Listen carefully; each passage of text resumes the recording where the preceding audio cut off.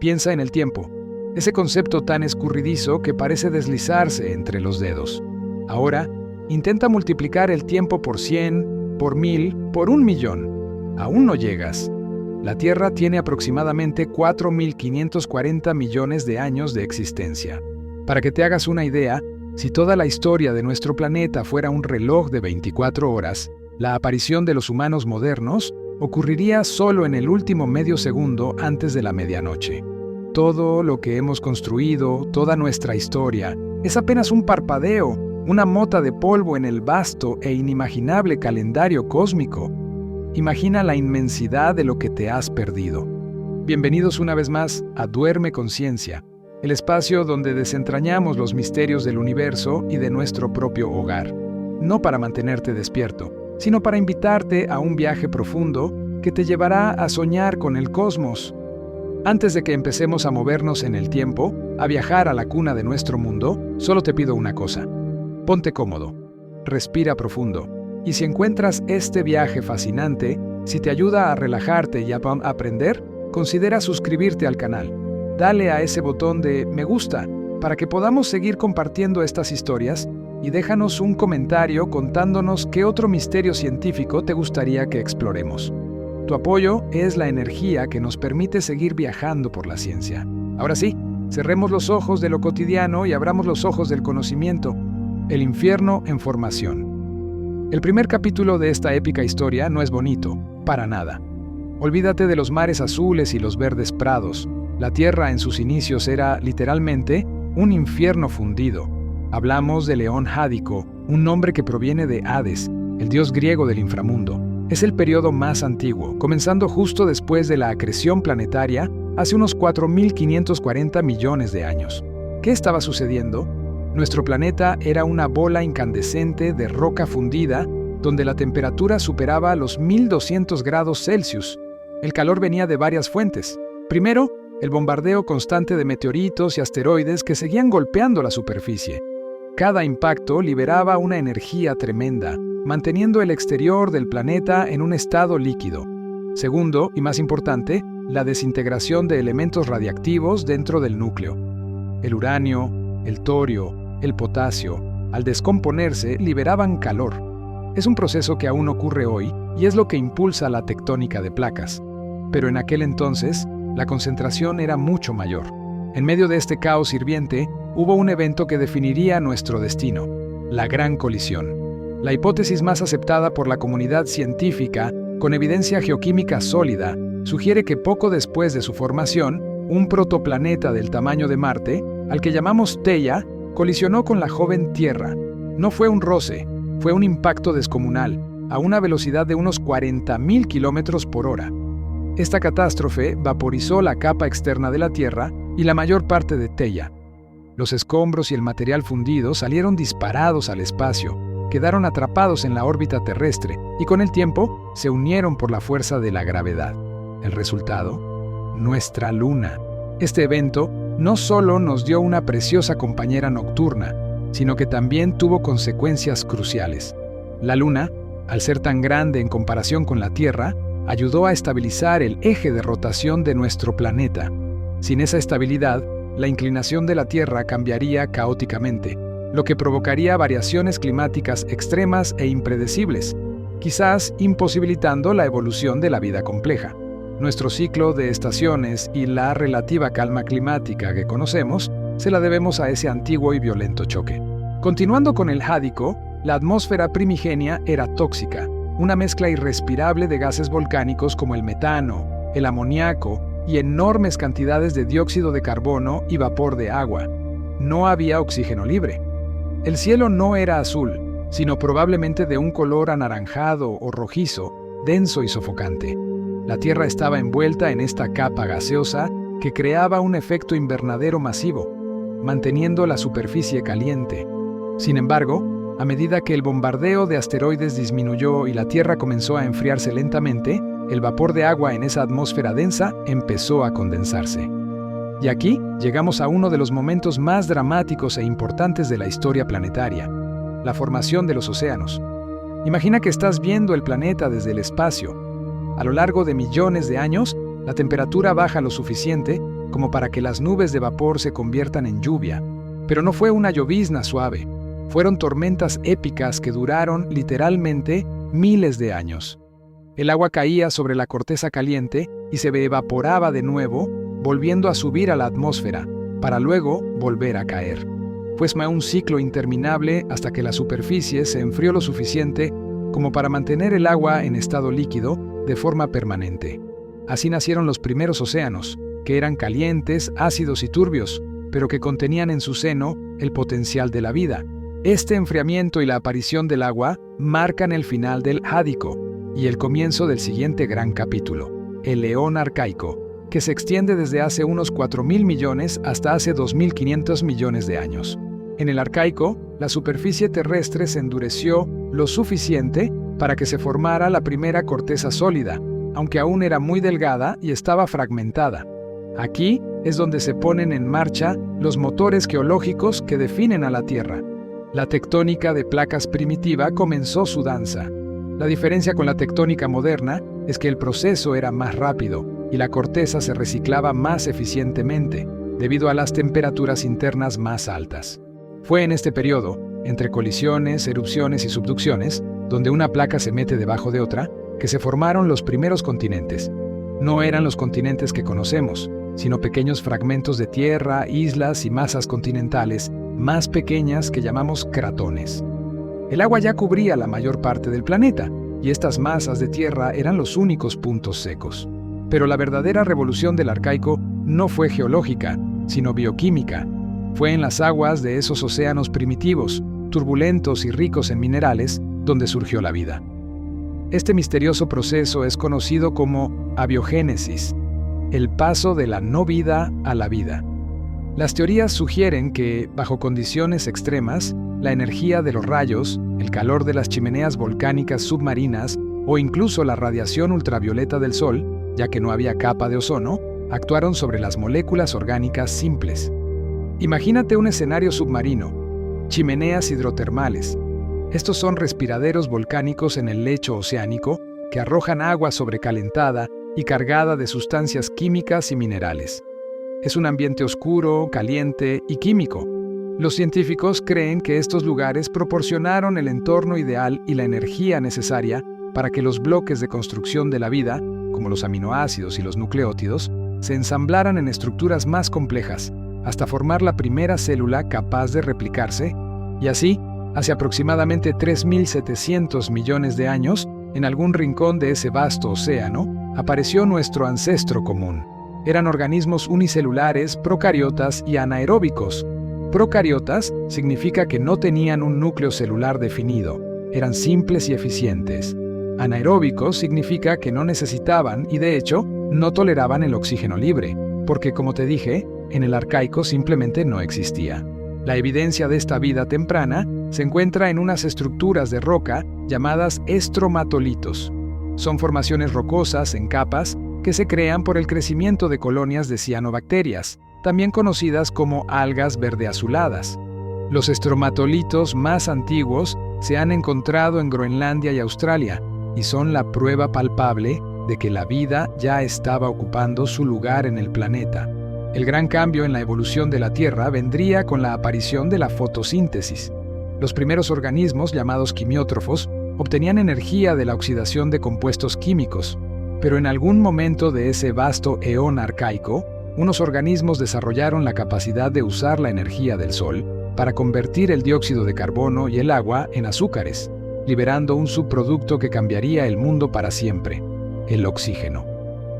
Esta nueva forma de vida se conoce como cianobacteria.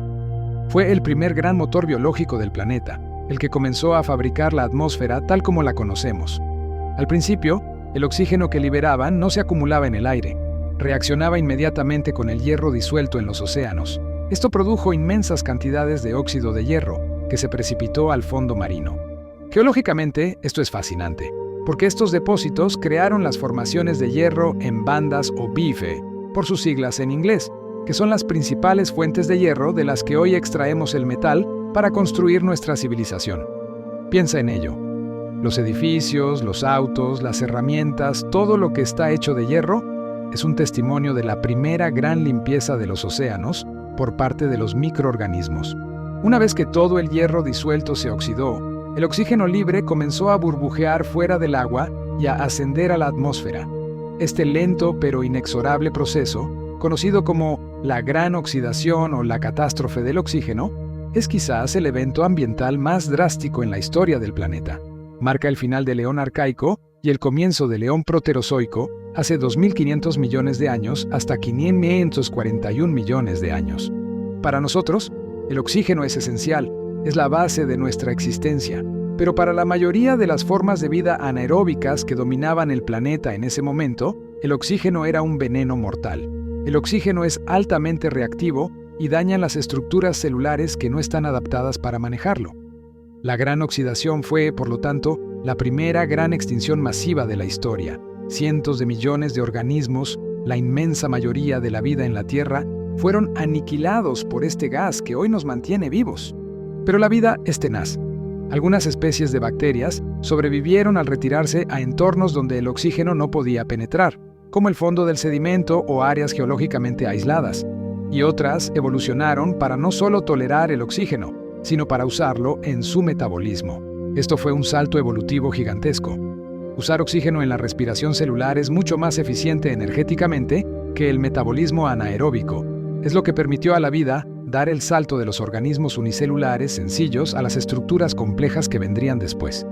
Es como pasar de un motor a vapor a un motor a reacción. La energía disponible se disparó. El Eón proterozoico, que significa vida temprana, es un vasto periodo de casi 2.000 millones de años, donde la Tierra pasó de tener solo bacterias a tener organismos multicelulares complejos. En este tiempo, la tectónica de placas se aceleró. Los pequeños cratones del Arcaico comenzaron a chocar y unirse, formando los primeros supercontinentes.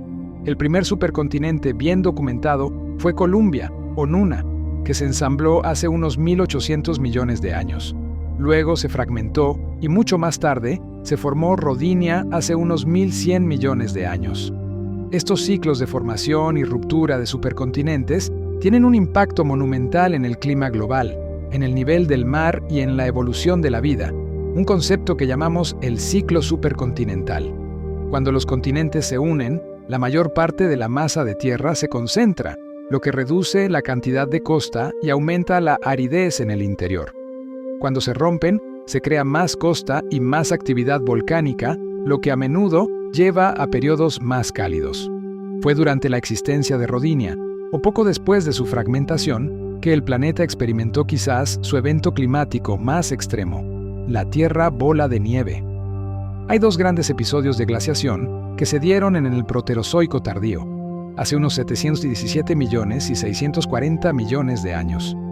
La evidencia geológica, como los depósitos de tillitas, rocas formadas por glaciares, encontradas en lo que hoy es el Ecuador, sugiere que la Tierra se congeló por completo. Hablamos de una capa de hielo que cubrió casi todo el planeta de polo a polo, con una profundidad de hasta 1 kilómetro. Los océanos estaban sellados por el hielo, reflejando casi toda la luz solar de vuelta al espacio. ¿Cómo pudo la vida sobrevivir a tal congelamiento?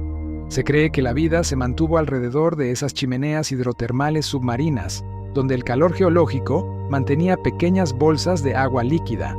Pero la pregunta más fascinante es, ¿cómo se descongeló la Tierra? La respuesta está, de nuevo, en la actividad volcánica. Los volcanes seguían en erupción bajo el hielo, liberando enormes cantidades de dióxido de carbono a la atmósfera. Dado que todo el planeta estaba cubierto de hielo, el proceso natural de eliminación de dióxido de carbono de la atmósfera, la meteorización de las rocas, estaba detenido. El gas volcánico se acumuló, creando un superefecto invernadero. Con el tiempo, este efecto invernadero elevó la temperatura lo suficiente como para empezar a derretir el hielo. Una vez que el hielo comenzó a derretirse, la roca oscura debajo comenzó a absorber más luz solar, lo que aceleró el calentamiento en un ciclo de retroalimentación positiva que fue increíblemente rápido. Pasar de un planeta helado a uno tropical pudo haber tomado solo unos pocos miles de años. Y justo después de estos eventos extremos, se produjo la mayor explosión de vida que el planeta ha visto, que marca el final del Proterozoico y el inicio del Eón Fanerozoico, la era de la vida visible, hace unos 541 millones de años. Pero antes de llegar a esa explosión, la vida ya había dado otro salto cualitativo increíblemente importante en el Proterozoico: la aparición de las células eucariotas. Recuerda que las primeras células eran procariotas, simples. Las células eucariotas son mucho más grandes, más complejas y, crucialmente, tienen un núcleo que alberga el material genético, además de orgánulos internos como las mitocondrias y los cloroplastos. La teoría más aceptada para explicar este salto es la endosimbiosis. Esta idea, inicialmente controvertida pero ahora ampliamente aceptada gracias a la evidencia genética y estructural, postula que una célula procariota más grande se tragó a una procariota más pequeña. En lugar de digerirla, la célula más pequeña se quedó a vivir dentro de la más grande y desarrollaron una relación de beneficio mutuo. La célula más pequeña, la mitocondria, se especializó en la respiración de oxígeno para generar energía para el anfitrión. Los cloroplastos en las plantas, que manejan la fotosíntesis, tienen un origen similar. Esta endosimbiosis es la razón por la que los humanos y casi toda la vida compleja tenemos mitocondrias, y es un testimonio de que la cooperación, incluso a nivel celular, puede ser el motor de la evolución. Avanzando en el tiempo, a medida que las células se vuelven más complejas, se les ocurre la brillante idea de unirse. El siguiente paso lógico, y el que abre el camino a los animales y plantas que conocemos, es la multicelularidad. Los primeros organismos multicelulares son difíciles de rastrear, pero a finales del Proterozoico, en un periodo conocido como el Ediacárico, hace unos 635 a 541 millones de años, los fósiles se vuelven más abundantes y extraños. Los organismos de Ediacara son una fauna enigmática. Tenían cuerpos planos, blandos y a menudo simétricos o en forma de fronda, y en muchos casos, simplemente no se parecen a nada que exista hoy. Eran organismos sésiles, fijos al fondo, que probablemente absorbían nutrientes del agua. Lo que nos dicen es que la vida multicelular ya estaba experimentando con muchas formas y estrategias corporales, explorando la biología de una manera que nunca antes se había hecho. Y entonces, llegamos a la gran bisagra de la historia de la vida: el inicio del eón fanerozoico y la explosión cámbrica. Este evento, que ocurrió hace unos 541 millones de años, es uno de los picos de la evolución biológica, en un periodo de tiempo relativamente corto. Geológicamente hablando, unos 10 o 20 millones de años. Casi todos los filos animales modernos, los planes corporales básicos, aparecieron en el registro fósil. Antes del Cámbrico, la vida era simple y en gran medida blanda. En el Cámbrico, vemos la aparición repentina de animales con esqueletos duros, conchas, ojos, patas y bocas. Piénsalo.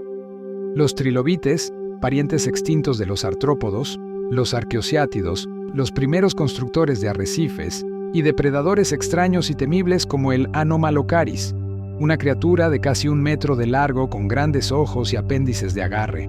La razón exacta de la explosión cámbrica sigue siendo un tema de debate intenso entre los científicos, y es probable que sea una combinación de factores. En primer lugar, los niveles de oxígeno atmosférico habían finalmente subido a un punto crítico que podía sostener el metabolismo energético más alto que requieren los animales grandes y móviles. En segundo lugar, la evolución de los ojos y de los esqueletos. La visión permitió la depredación activa. Un animal podía ver y perseguir a su presa, y la presa, a su vez, se vio obligada a desarrollar defensas, como caparazones y la capacidad de moverse más rápido. Esto creó una carrera armamentista evolutiva que aceleró el ritmo del cambio biológico. El mundo cambió en un abrir y cerrar de ojos evolutivo. El océano se llenó de vida y la escena estaba lista para la siguiente gran conquista: salir del agua y colonizar la tierra firme. Hemos dejado el relato en el momento más vibrante de la vida antigua, la explosión cámbrica. Imagínate los océanos, de repente, llenos de criaturas con formas nunca antes vistas, cubiertas con caparazones y estructuras rígidas, moviéndose activamente y, crucialmente, devorándose unas a otras. Este periodo, el Cámbrico, que se extendió desde hace 541 hasta hace 485 millones de años, fue la fiesta de la biología. Pero el Cámbrico era solo el preámbulo de una conquista mucho mayor. Aunque la vida prosperaba en los mares, la tierra firme seguía siendo un páramo desolado, barrido por el viento, sin plantas, sin suelo y bombardeado por la radiación ultravioleta. Parecía un paisaje lunar. Para que la vida pudiera dar ese salto épico y colonizar los continentes, la atmósfera todavía necesitaba una mejora vital, un escudo protector. Ese escudo es la capa de ozono. ¿Recuerdas que el oxígeno libre, liberado por las cianobacterias, comenzó a acumularse cuando el oxígeno molecular, O2, ascendió a las capas superiores de la atmósfera?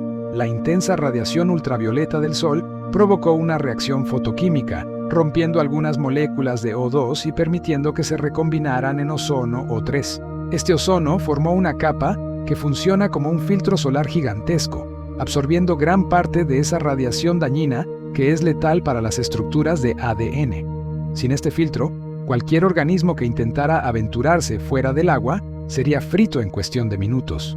La formación de la capa de ozono fue un evento de ingeniería planetaria que tardó cientos de millones de años en completarse, pero fue el pasaporte de la vida hacia la Tierra. El primer reino en dar el salto fue el de las plantas. Esto ocurrió durante el periodo Ordovícico, hace 485 a 443 millones de años. Los primeros colonos terrestres no eran árboles ni flores, eran probablemente algas verdes que se adaptaron a vivir en la humedad de los márgenes de los cuerpos de agua, como musgos o hepáticas. Tuvieron que desarrollar 3 innovaciones fundamentales para sobrevivir fuera del agua. Primero, necesitaban una forma de evitar la desecación o pérdida de agua, lo que lograron con una capa cerosa llamada cutícula. Segundo, requerían un sistema para transportar agua y nutrientes a través de su cuerpo, desarrollando tejidos vasculares rudimentarios. Y tercero, necesitaban raíces o estructuras similares para anclarse y extraer recursos del suelo. Es importante destacar que el suelo mismo no existía como lo conocemos. Fue la interacción de estas primeras plantas con las rocas, liberando ácidos y mezclándose con la materia orgánica muerta, lo que comenzó a formar la capa fértil que hoy valoramos tanto.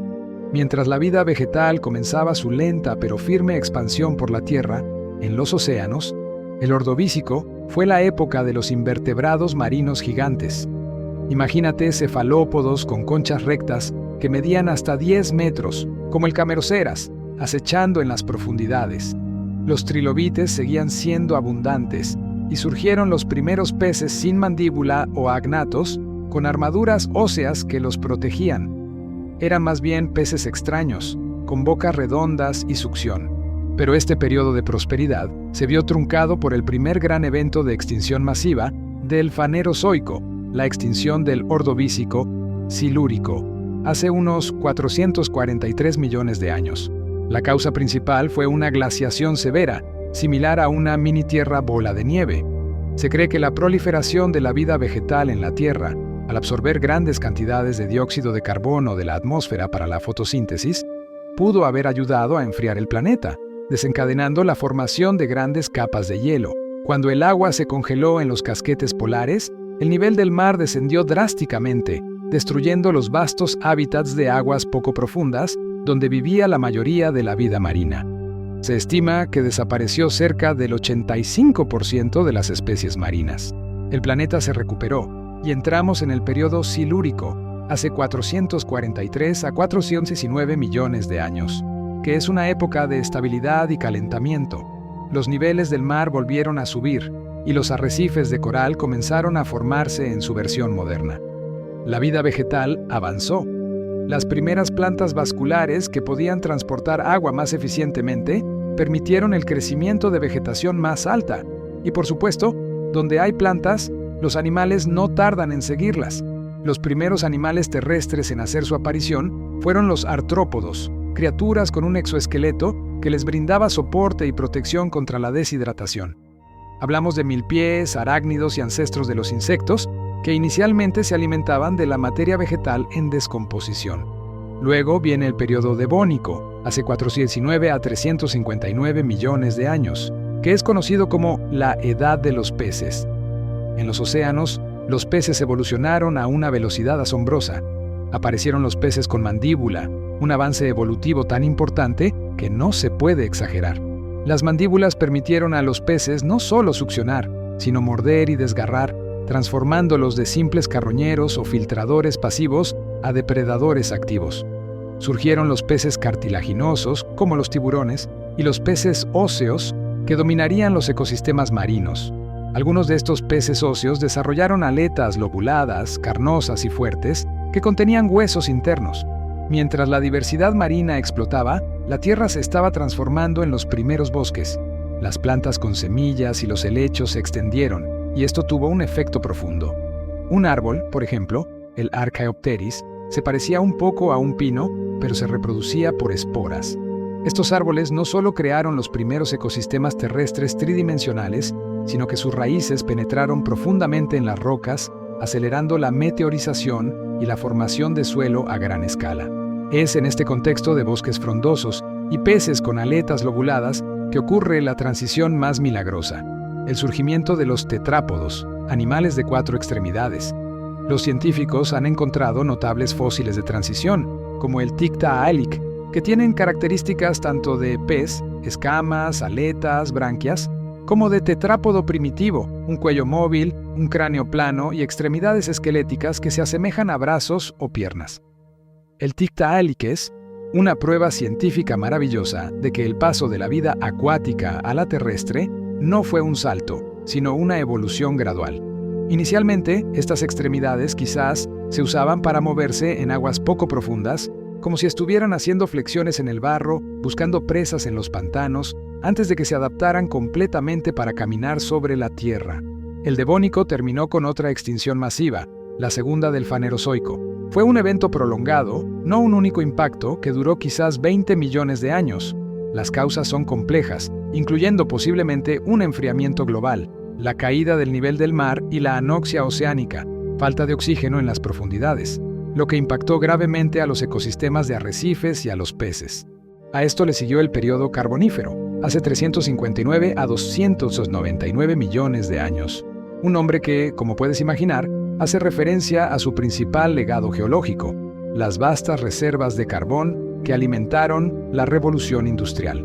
El Carbonífero fue la edad de los anfibios y, lo que es más importante, la edad de los bosques gigantes. Durante este tiempo, la mayor parte de las masas terrestres se fusionaron en un solo supercontinente, Pangea, que comenzaba su lento ensamblaje.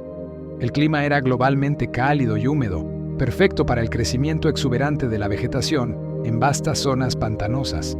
Grandes bosques de helechos gigantes, licopodios del tamaño de árboles y equisetos dominaban el paisaje. La razón por la que tenemos tanto carbón de esta época es fascinante. La proliferación de estos árboles y plantas gigantes se produjo antes de que los hongos y bacterias hubieran desarrollado la capacidad eficiente de descomponer una molécula clave en la madera, llamada lignina. Por lo tanto, cuando estos árboles morían, no se descomponían completamente, sino que caían en los pantanos y eran enterrados. La presión y el calor a lo largo de millones de años transformaron esta materia vegetal orgánica en el carbón que usamos hoy. Este secuestro masivo de carbono por los bosques tuvo un efecto secundario gigantesco, una disminución espectacular en el dióxido de carbono atmosférico y, como resultado, un pico en los niveles de oxígeno. Se estima que los niveles de oxígeno en la atmósfera del Carbonífero podrían haber llegado hasta el 35%, comparado con el 21% actual. Este aire superoxigenado tuvo un impacto directo en la vida. Los artrópodos, que tienen un sistema respiratorio basado en la difusión y se ven limitados en tamaño por los niveles de oxígeno, crecieron hasta convertirse en monstruos. Piensa en libélulas con una envergadura de casi 1 metro o en milpies de más de 2 metros de largo. La Tierra estaba habitada por una fauna de pesadilla, producto directo de la composición química de la atmósfera. Mientras tanto, los tetrápodos continuaron evolucionando. Los anfibios dominaban, pero eran criaturas que aún dependían del agua para poner sus huevos sin cáscara. La verdadera ruptura llegó con la aparición de los reptiles y la invención del huevo amniótico. El huevo amniótico fue el segundo pasaporte más importante de la vida hacia el interior de la tierra firme. Este invento biológico es una maravilla. Proporcionaba al embrión todo lo que necesitaba para desarrollarse sin depender de un cuerpo de agua. Tenía una cáscara para evitar la desecación, una membrana para el intercambio de gases y un almacén de comida, la yema y de desechos. Esto liberó a los reptiles de la necesidad de volver al agua para reproducirse, permitiéndoles colonizar hábitats secos y áridos y preparándolos para dominar el planeta en la era que vendría después. La última parte de la era paleozoica es el periodo pérmico, hace 299 a 252 millones de años. Este tiempo vio el clímax del supercontinente Pangea. Imagínate un único continente masivo que se extiende desde el Polo Norte al Polo Sur. Esto tuvo implicaciones climáticas drásticas. El interior de Pangea era vasto y muy seco, con desiertos inmensos lejos de la influencia moderadora de los océanos. Los reptiles, gracias a su huevo amniótico y a su piel escamosa, estaban perfectamente adaptados a estos climas secos, lo que les permitió diversificarse rápidamente. Entre estos reptiles estaban los sinápsidos, que a menudo se parecen más a mamíferos primitivos. Tenían estructuras como las aletas dorsales, como el dimétrodon, que se cree que utilizaban para la termorregulación, controlando su temperatura corporal. Pero la historia de la vida no es solo de progreso, sino de ciclos de aniquilación y renacimiento. El Pérmico culminó con el evento de extinción más devastador de la historia planetaria, la extinción masiva del Pérmico Triásico, apodada informalmente la Gran Mortandad. Ocurrió hace unos 252 millones de años y eliminó a casi el 96% de todas las especies marinas y al 70% de las especies de vertebrados terrestres. Fue el momento en que la vida en la Tierra estuvo más cerca de desaparecer por completo. La evidencia científica apunta a una causa geológica masiva y catastrófica, la actividad volcánica extrema en lo que hoy es Siberia, un evento conocido como las trampas de Siberia. Durante 1 millón de años, una inmensa cantidad de magma brotó a través de la corteza, cubriendo miles de kilómetros cuadrados con lava.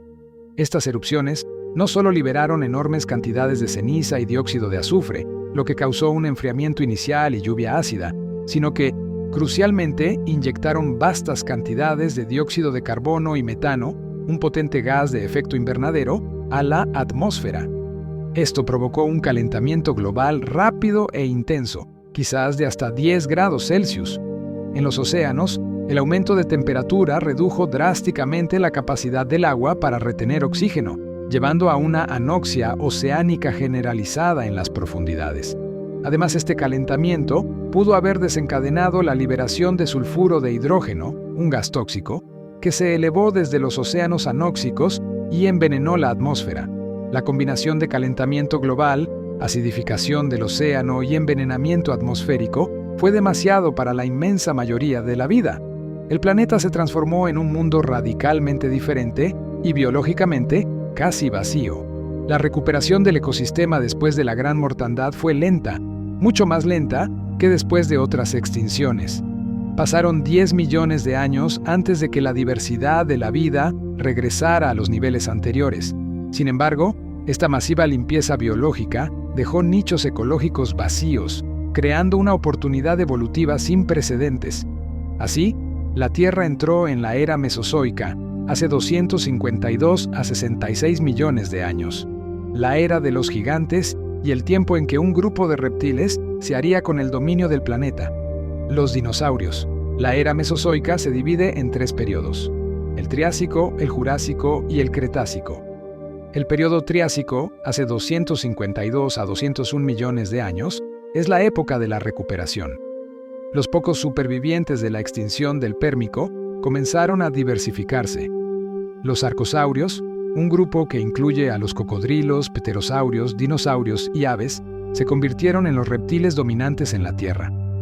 Los primeros mamíferos también hicieron su aparición, pero eran pequeños, nocturnos y pasaban desapercibidos, viviendo a la sombra de los grandes reptiles. Geológicamente, Pangea todavía existía, pero el lento proceso de ruptura continental ya había comenzado, impulsado por las corrientes de convección del manto terrestre. Esta fragmentación alteraría los patrones climáticos y conduciría al aumento del nivel del mar a medida que el fondo oceánico recién formado se elevaba. Al final del Triásico, hace unos 201 millones de años, otra extinción masiva, la cuarta del Fanerozoico, el evento de extinción Triásico-Jurásico, eliminó a muchos de los grandes anfibios y reptiles terrestres, pero perdonó a los dinosaurios y a sus parientes cercanos. La causa más probable fue un estallido de vulcanismo masivo asociado con la ruptura inicial de Pangea, que formó la provincia magmática del Atlántico Central, CAMP. Una vez más, la liberación masiva de dióxido de carbono causó un rápido calentamiento global y la acidificación del océano. Con la desaparición de sus principales competidores, los dinosaurios, que ya estaban evolucionando, tuvieron la vía libre para dominar. Así comenzó el periodo Jurásico, hace 201 a 145 millones de años, la verdadera edad de oro de los dinosaurios. Pangea se estaba separando en el supercontinente del norte, la Eurasia, y el supercontinente del sur, Gondwana.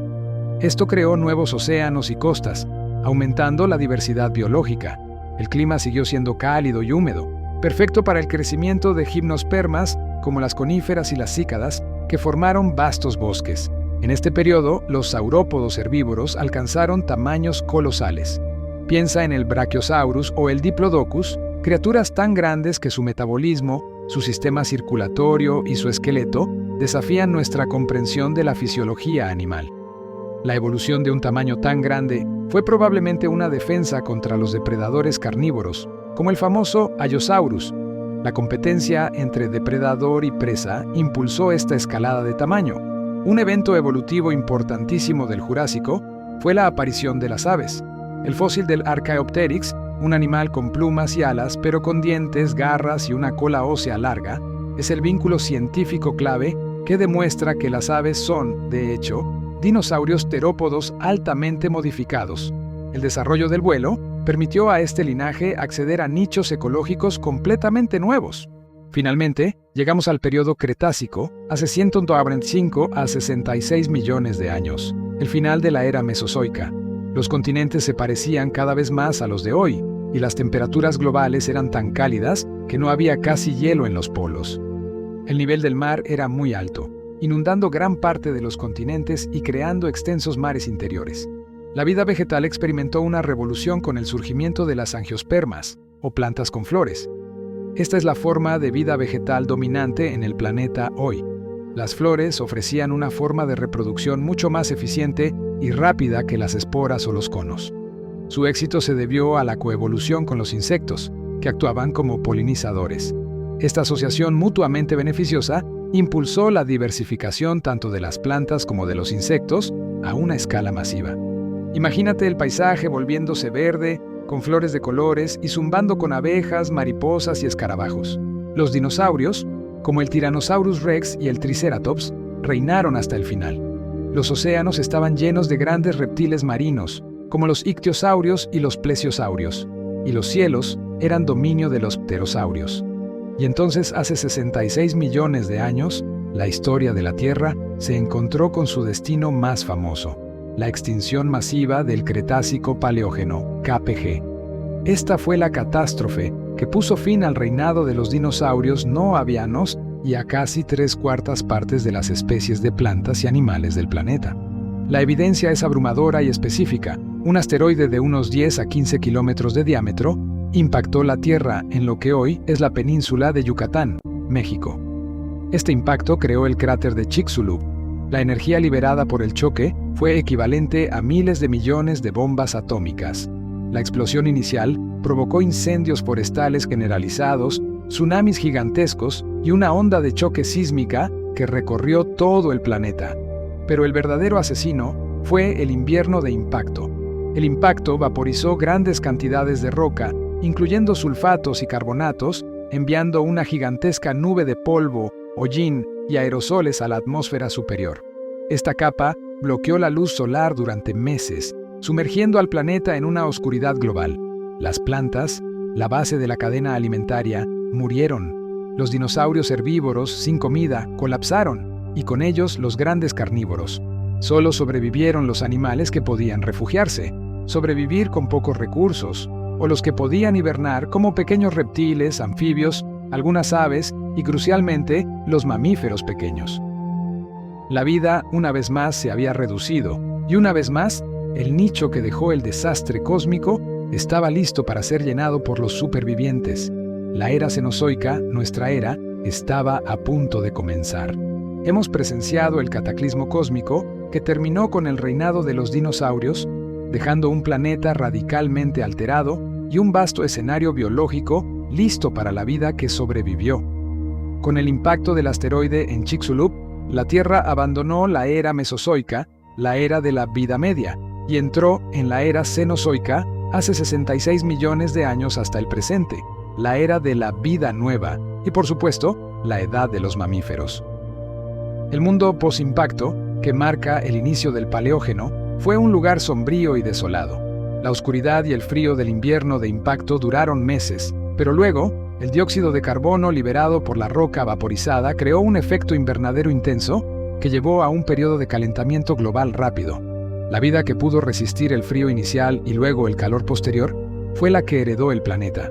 Los mamíferos, que habían sido pequeños, nocturnos y que vivían bajo tierra durante los 160 millones de años que duró el dominio dinosaurio, salieron de su escondite y encontraron un mundo de oportunidades vacías. La ausencia de grandes depredadores permitió que los mamíferos empezaran a aumentar de tamaño corporal y a ocupar los nichos que antes llenaban los gigantes reptiles. Este es un ejemplo increíble de cómo una catástrofe biológica actúa como un reinicio, permitiendo que grupos antes marginales se conviertan en la fuerza dominante. El Paleógeno se divide en 3 épocas: Paleoceno, Eoceno y Oligoceno. El Paleoceno, hace 66 a 56 millones de años, fue un periodo de recuperación gradual de los ecosistemas. Las selvas tropicales se extendieron globalmente gracias al clima cálido. Los mamíferos, que originalmente eran del tamaño de ratones o musarañas, comenzaron a diversificarse. Surgieron los ancestros de los primates, los roedores y los ungulados, animales con pezuñas, que incluyen a los caballos y las vacas. La evolución se aceleró para llenar el vacío, un fenómeno conocido como radiación adaptativa. Luego vino el Eoceno, hace 56 a 34 millones de años, que comenzó con un evento climático extraordinario, el máximo térmico Paleoceno-Eoceno, MAPE. En un periodo de solo unos 200.000 años, la temperatura global aumentó entre 5 y 8 grados Celsius. Los científicos creen que esto fue causado por una liberación masiva de carbono, probablemente metano atrapado en los sedimentos oceánicos profundos, que actuó como un potente gas de efecto invernadero. Las temperaturas eran tan extremas que no había casquetes de hielo en los polos y cocodrilos vivían en el Ártico. Este calentamiento tuvo un gran impacto evolutivo, forzando a muchas especies de mamíferos a migrar y a adaptarse rápidamente. Es durante el Eoceno que aparecen los ancestros directos de los mamíferos modernos, como los murciélagos, los rinocerontes y, de manera fascinante, las primeras ballenas primitivas que volvieron al mar. El Oligoceno, hace 34 a 23 millones de años, marcó un enfriamiento global significativo. La Antártida finalmente se separó de Australia y Sudamérica, permitiendo que se formara la corriente circumpolar antártica. Esta corriente aísla las aguas polares del resto del océano, lo que permitió que se formara la primera gran capa de hielo en la Antártida.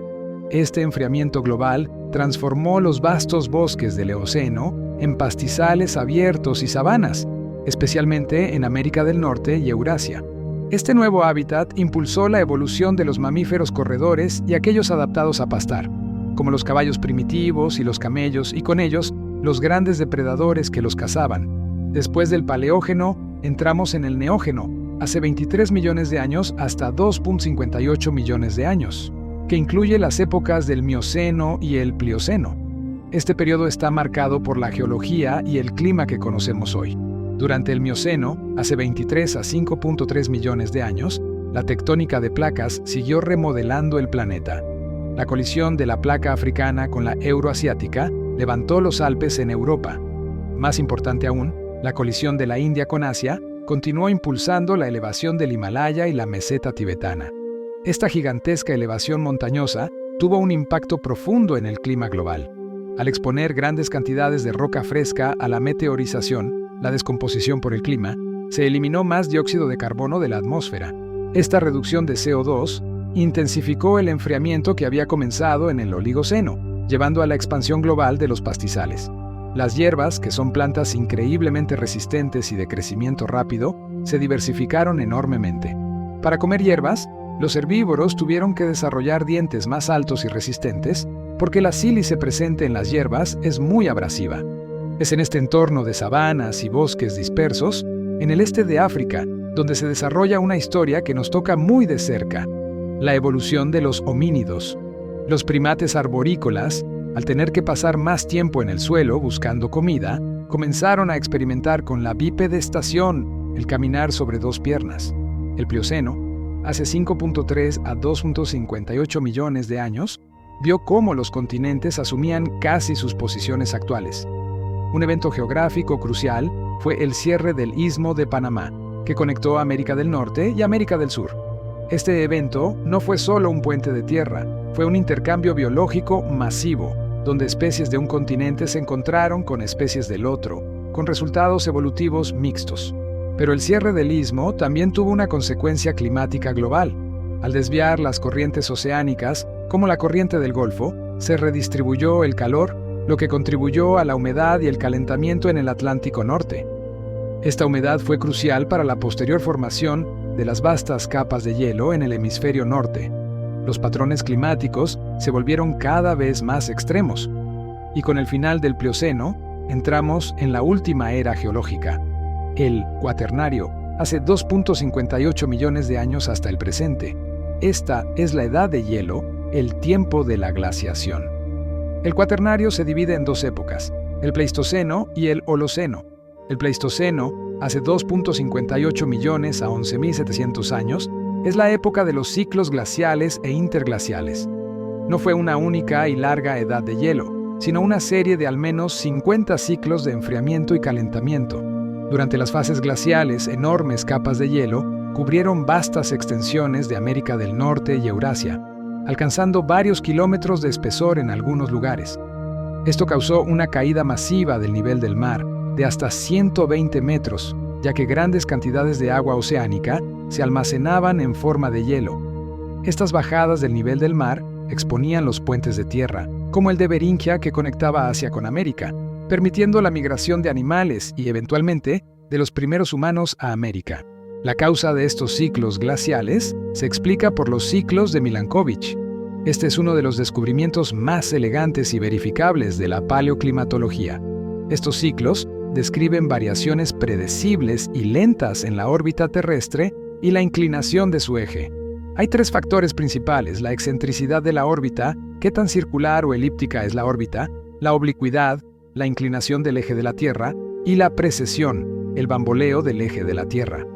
Estos factores, que operan en ciclos de 100.000, 41.000 y 23.000 años respectivamente, no cambian la cantidad total de energía solar que llega a la Tierra, sino cómo se distribuye esa energía a lo largo de las estaciones y latitudes. Cuando la insolación, la cantidad de luz solar en el verano boreal, es baja, el hielo invernal no se derrite por completo, lo que permite que el hielo se acumule lentamente con el tiempo, iniciando un periodo glacial. El Pleistoceno es también la época de la megafauna. Mamuts lanudos, rinocerontes lanudos, tigres dientes de sable, perezosos gigantes y el esmilodón de América del Sur. Estos animales estaban adaptados a los duros climas fríos. Y en este clima cambiante y desafiante, la evolución de nuestros propios ancestros, el linaje Homo, se aceleró.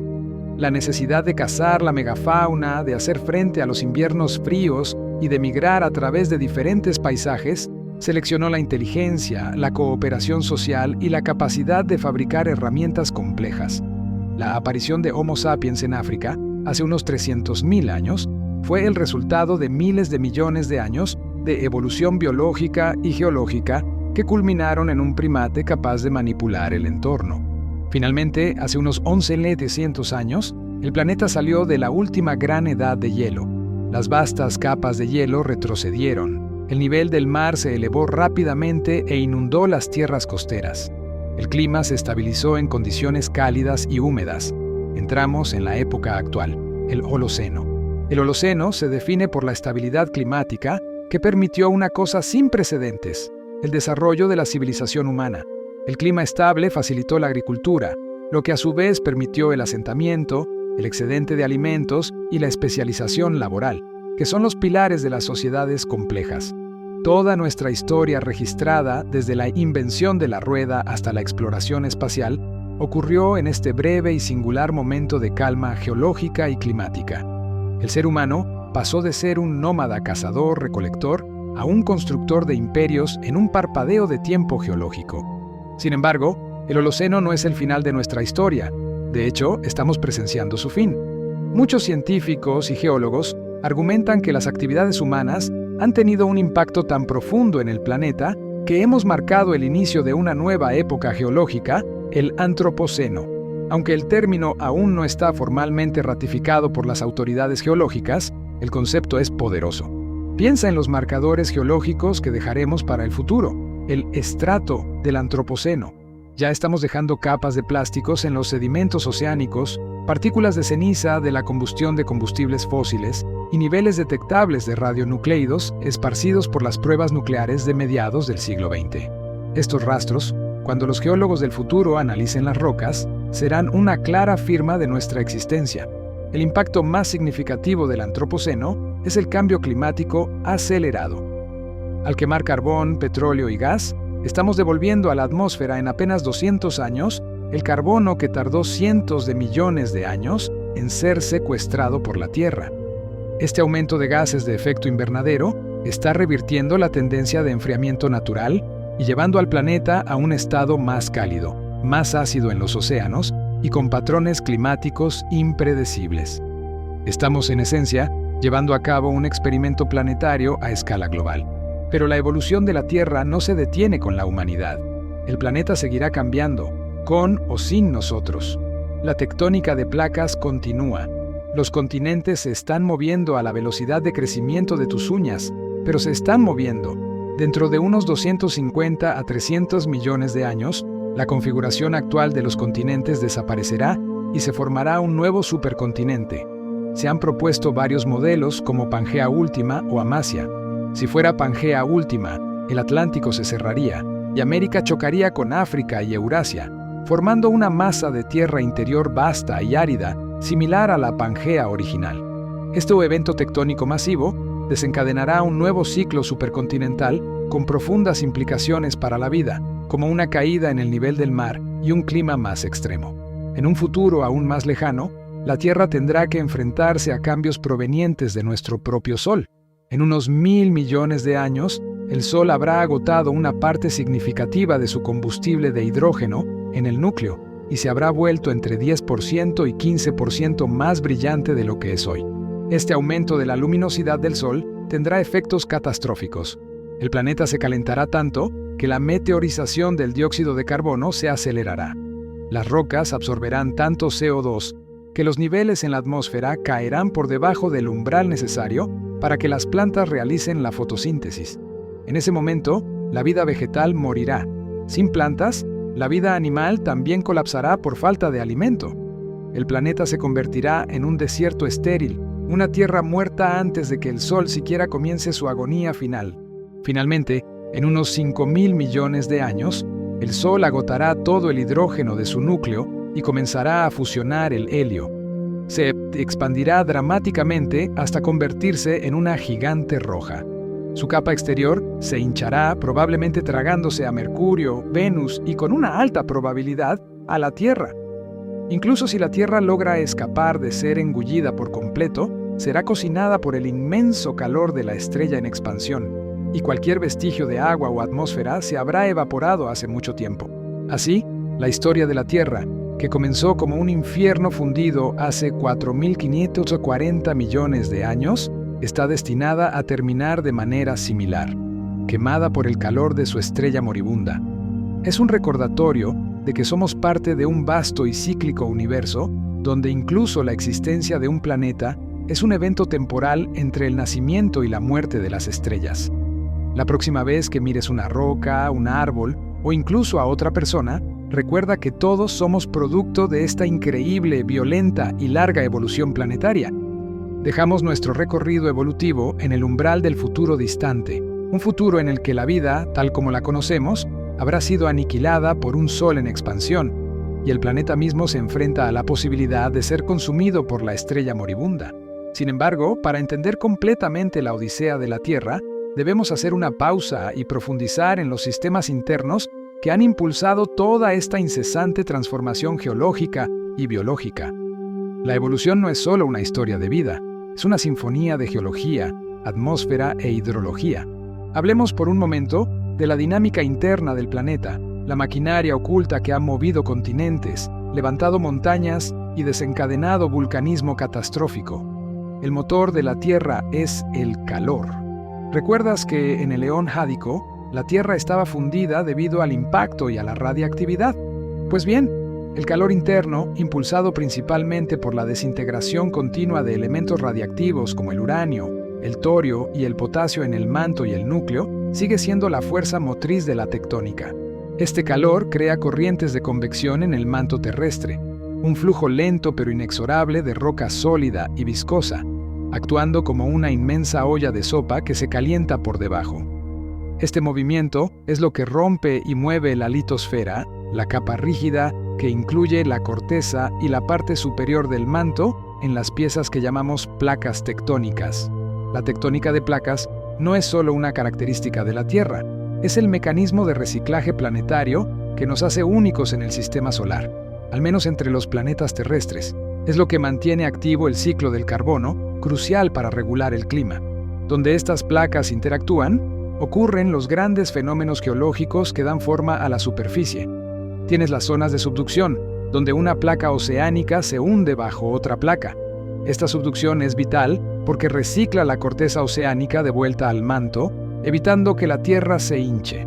Al hundirse, la placa liberaba agua, que baja el punto de fusión de la roca suprayacente, generando magma que asciende para formar arcos volcánicos. La cadena de volcanes que rodea gran parte del Océano Pacífico, conocida como el Cinturón de Fuego del Pacífico, es el ejemplo más espectacular de esta dinámica. Luego están las zonas de separación o límites divergentes, como la dorsal centroatlántica. Aquí, el magma caliente sube, empujando las placas y creando nueva corteza oceánica. Es increíble pensar que la razón por la que Europa se aleja de América a la velocidad de unos pocos centímetros al año es porque el fondo del Océano Atlántico se está rasgando y rellenando con nuevo material. Y, por supuesto, tenemos los límites de colisión. La colisión de dos placas continentales, ninguna de las cuales es lo suficientemente densa para subducir, es lo que genera las cadenas montañosas más altas. El ejemplo más formidable es el Himalaya, formado por la colisión continua de la placa india con la placa euroasiática. Estos eventos de formación de montañas no solo cambian la geografía, sino que son críticos para el ciclo del carbono a largo plazo. Las montañas recién levantadas se erosionan más rápidamente. El agua de lluvia reacciona con el dióxido de carbono, CO2, de la atmósfera para formar ácido carbónico, H2CO3, que disuelve las rocas. Los iones de calcio resultantes viajan a los océanos, donde son utilizados por organismos marinos para formar caparazones. Cuando estos organismos mueren, sus caparazones se sedimentan en el fondo marino, secuestrando el carbono de la atmósfera y almacenándolo en forma de roca caliza. Este proceso geológico es un termostato lento del planeta. Cuando el CO2 es alto y las temperaturas son cálidas, la meteorización se acelera y enfría el planeta. Cuando el CO2 es bajo y el clima es frío, la meteorización se ralentiza y el CO2 volcánico permite un calentamiento lento. Este ciclo de carbono, impulsado por la tectónica de placas, es la razón por la que la Tierra no terminó como Venus, un planeta con una atmósfera de efecto invernadero descontrolado, o como Marte, un mundo frío y seco donde la tectónica se detuvo. Nuestro planeta ha mantenido un clima relativamente estable, aunque con fluctuaciones, durante miles de millones de años, lo que los científicos llaman la hipótesis de Gaia, o, más precisamente, el equilibrio dinámico. La vida y la geología se han influenciado mutuamente para mantener condiciones habitables. Ahora, volvamos al papel del agua, el ingrediente mágico de la Tierra. Ya hablamos de cómo los océanos se formaron en el Ádico a través de miles de años de lluvia. Pero, ¿de dónde vino toda esa agua? La teoría dominante es que la Tierra se formó relativamente seca en sus primeras etapas. Gran parte del agua provino de un bombardeo tardío de cometas y asteroides ricos en volátiles, que son esencialmente grandes bolas de hielo y roca. Estos objetos provenientes de las regiones exteriores frías del sistema solar entregaron el agua que llena nuestros océanos y que permite que la vida prospere. El agua no solo formó los océanos, su presencia y su ciclo, evaporación, condensación, precipitación, han sido cruciales para el desarrollo de la vida. La capacidad del agua para disolver y transportar nutrientes y su singularidad de ser menos densa como sólido, el hielo flota, permitiendo que la vida acuática sobreviva bajo la superficie congelada en periodos de frío extremo, son propiedades que fueron vitales para la persistencia de la vida. Detengámonos un momento en la composición atmosférica de la Tierra, que ha sido un motor de evolución en sí mismo. Recordemos la catástrofe del oxígeno del eón proterozoico. El oxígeno fue inicialmente un veneno, pero su acumulación gradual no solo permitió la vida compleja, sino que transformó el color del planeta. Durante el Arcaico, las rocas ricas en hierro estaban expuestas en la superficie y reaccionaban lentamente con el poco oxígeno que se liberaba. Pero a medida que los océanos se llenaron de oxígeno, el gas se acumuló en la atmósfera. Los geólogos creen que esta acumulación afectó el metano atmosférico. El metano es un gas de efecto invernadero mucho más potente que el CO2. En el Arcaico, el metano ayudaba a mantener el planeta caliente, a pesar de que el Sol era más tenue de lo que es hoy, un fenómeno conocido como la paradoja del Sol joven débil. Cuando el oxígeno se acumuló, reaccionó con el metano, oxidándolo y eliminándolo de la atmósfera. Sin este gas de efecto invernadero potente, el planeta se enfrió drásticamente, lo que pudo haber contribuido a los eventos de la Tierra bola de nieve que vinieron después. Así que el ascenso de la vida, las cianobacterias, fue también la causa de la crisis climática más grave que el planeta haya visto. Un recordatorio de que la vida misma puede ser una fuerza geológica transformadora. Explorando un poco más la geología, la Tierra no solo tiene ciclos climáticos lentos, también tiene ciclos rápidos que son vitales para entender la diversidad biológica. Hablamos de la inversión del campo magnético terrestre. El núcleo externo de la Tierra, compuesto de hierro líquido que fluye, actúa como una dínamo natural, generando el campo geomagnético que envuelve el planeta. Este campo no solo orienta nuestras brújulas, es un escudo vital que nos protege del viento solar, partículas cargadas emitidas por el Sol y de la radiación cósmica. Sin él, estas partículas erosionarían lentamente nuestra atmósfera. Sin embargo, el campo magnético no es estable. Se ha invertido miles de veces a lo largo de la historia de la Tierra. Los polos magnéticos norte y sur intercambian posiciones. El registro de estas inversiones se conserva en las rocas oceánicas. A medida que el magma se enfría y se solidifica en las dorsales oceánicas, los minerales de hierro se orientan con el campo magnético existente en ese momento, actuando como una cinta de grabación geológica. Durante una inversión, la fuerza del campo magnético se debilita significativamente. Esto no significa que desaparezca por completo, sino que se vuelve más caótico y débil, permitiendo que más radiación llegue a la superficie. Los científicos debaten si estas inversiones han tenido un impacto significativo en la evolución, pero el aumento temporal de la radiación ionizante podría haber acelerado la tasa de mutación en algunos organismos, posiblemente impulsando la diversidad genética. Hablemos de otra fuerza que ha dado forma a la vida y a la Tierra: el impacto de la Luna en las mareas. Ya mencionamos cómo la Luna estabilizó el eje de rotación, pero su influencia gravitatoria constante genera las mareas oceánicas. Estas mareas crean un entorno de estrés biológico único, la zona intermareal, la zona que está cubierta por el agua en marea alta y expuesta en marea baja. La zona intermareal es un laboratorio evolutivo donde los organismos deben desarrollar adaptaciones increíbles para sobrevivir a la desecación, los cambios extremos de temperatura y las olas constantes. Este entorno se considera un caldo de cultivo donde la vida dio los primeros pasos hacia la tierra firme. El constante flujo y reflujo del agua, la exposición al aire y la intensa competencia fueron factores selectivos que, a lo largo de cientos de millones de años, prepararon a ciertas especies acuáticas para colonizar el suelo. Ahora bien, regresando a la era cenozoica y la ascendencia de los mamíferos. Cuando hablamos de la evolución de la vida, tendemos a centrarnos en los grandes cambios, pero los detalles sutiles son a menudo los más importantes.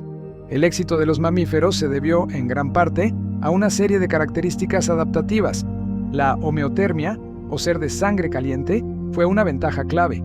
Aunque el metabolismo es más costoso energéticamente, permitía a los mamíferos mantenerse activos independientemente de la temperatura ambiental.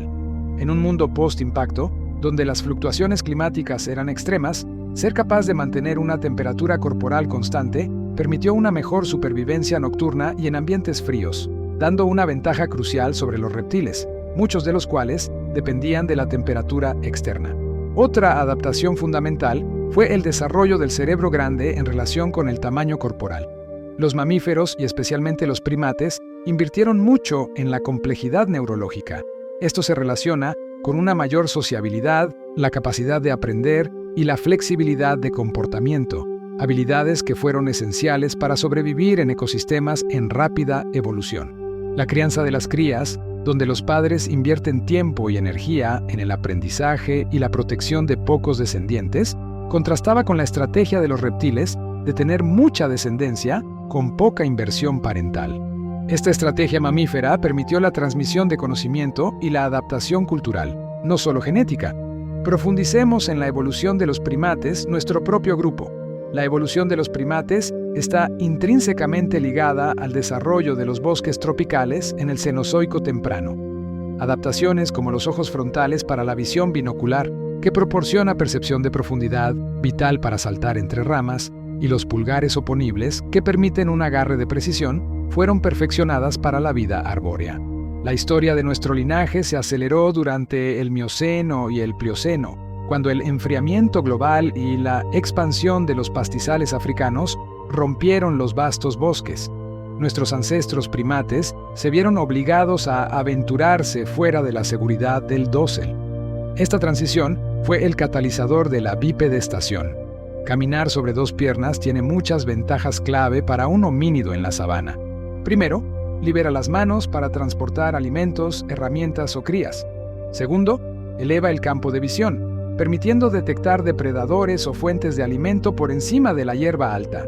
Tercero, y de manera sutil pero importante, la bipedestación es más eficiente energéticamente para caminar largas distancias que el movimiento a cuatro patas, una ventaja crítica para cazar o carroñar en la sabana africana.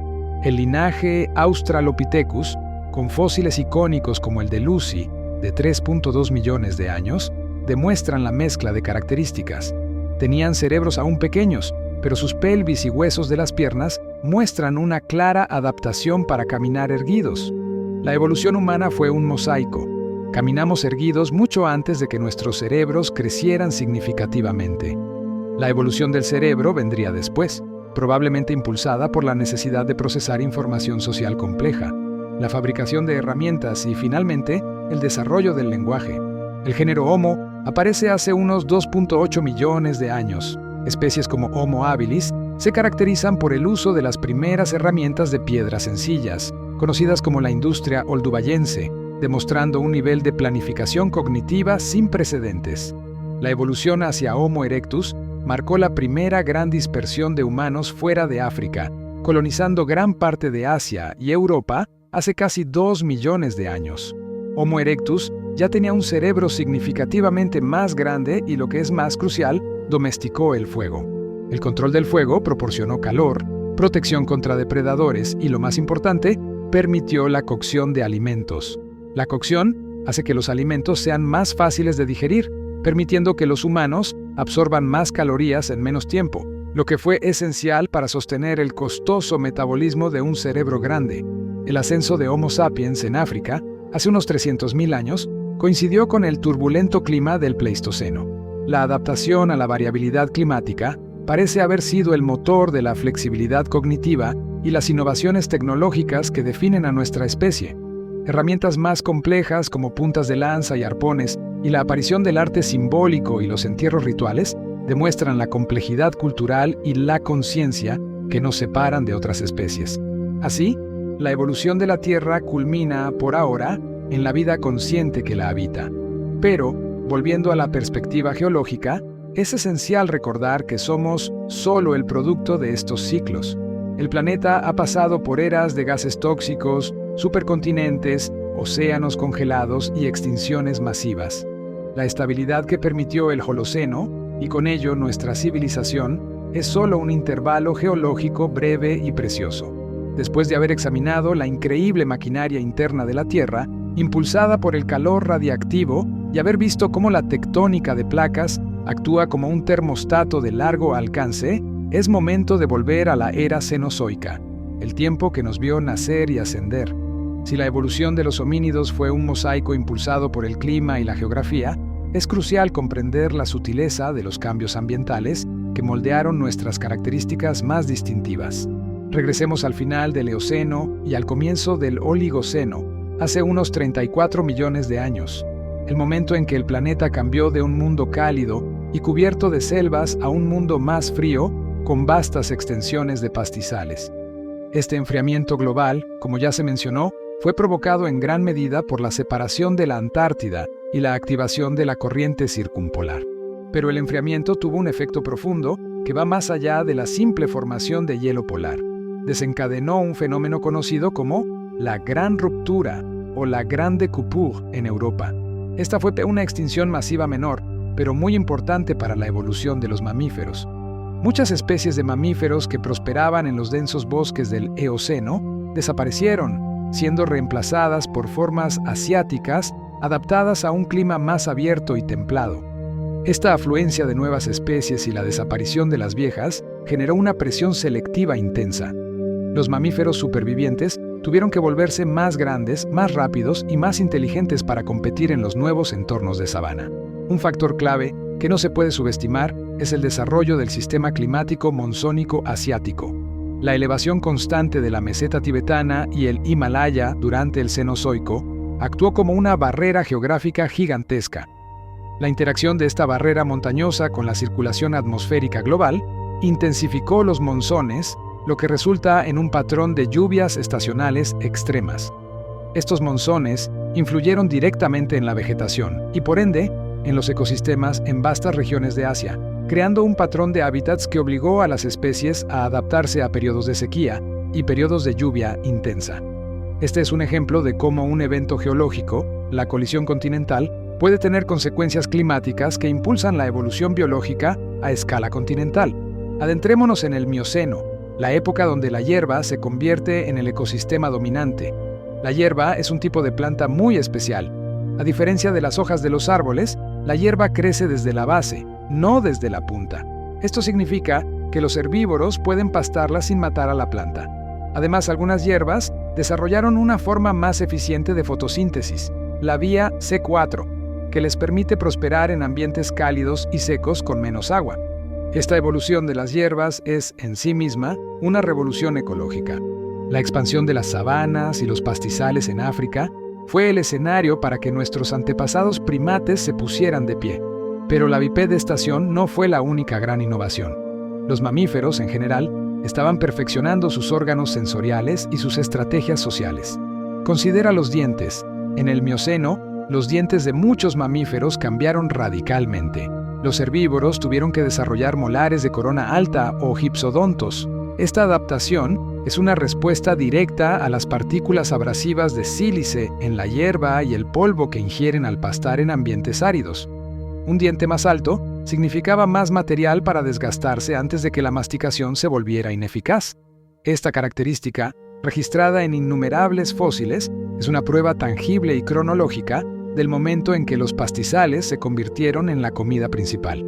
En cuanto a los homínidos, el caminar erguido liberó las manos, lo que, a su vez, pudo haber estimulado el desarrollo del cerebro. La capacidad de llevar alimentos o herramientas a largas distancias, junto con la necesidad de procesar información espacial para la navegación en paisajes abiertos, puso una prima en la inteligencia. La dieta también cambió.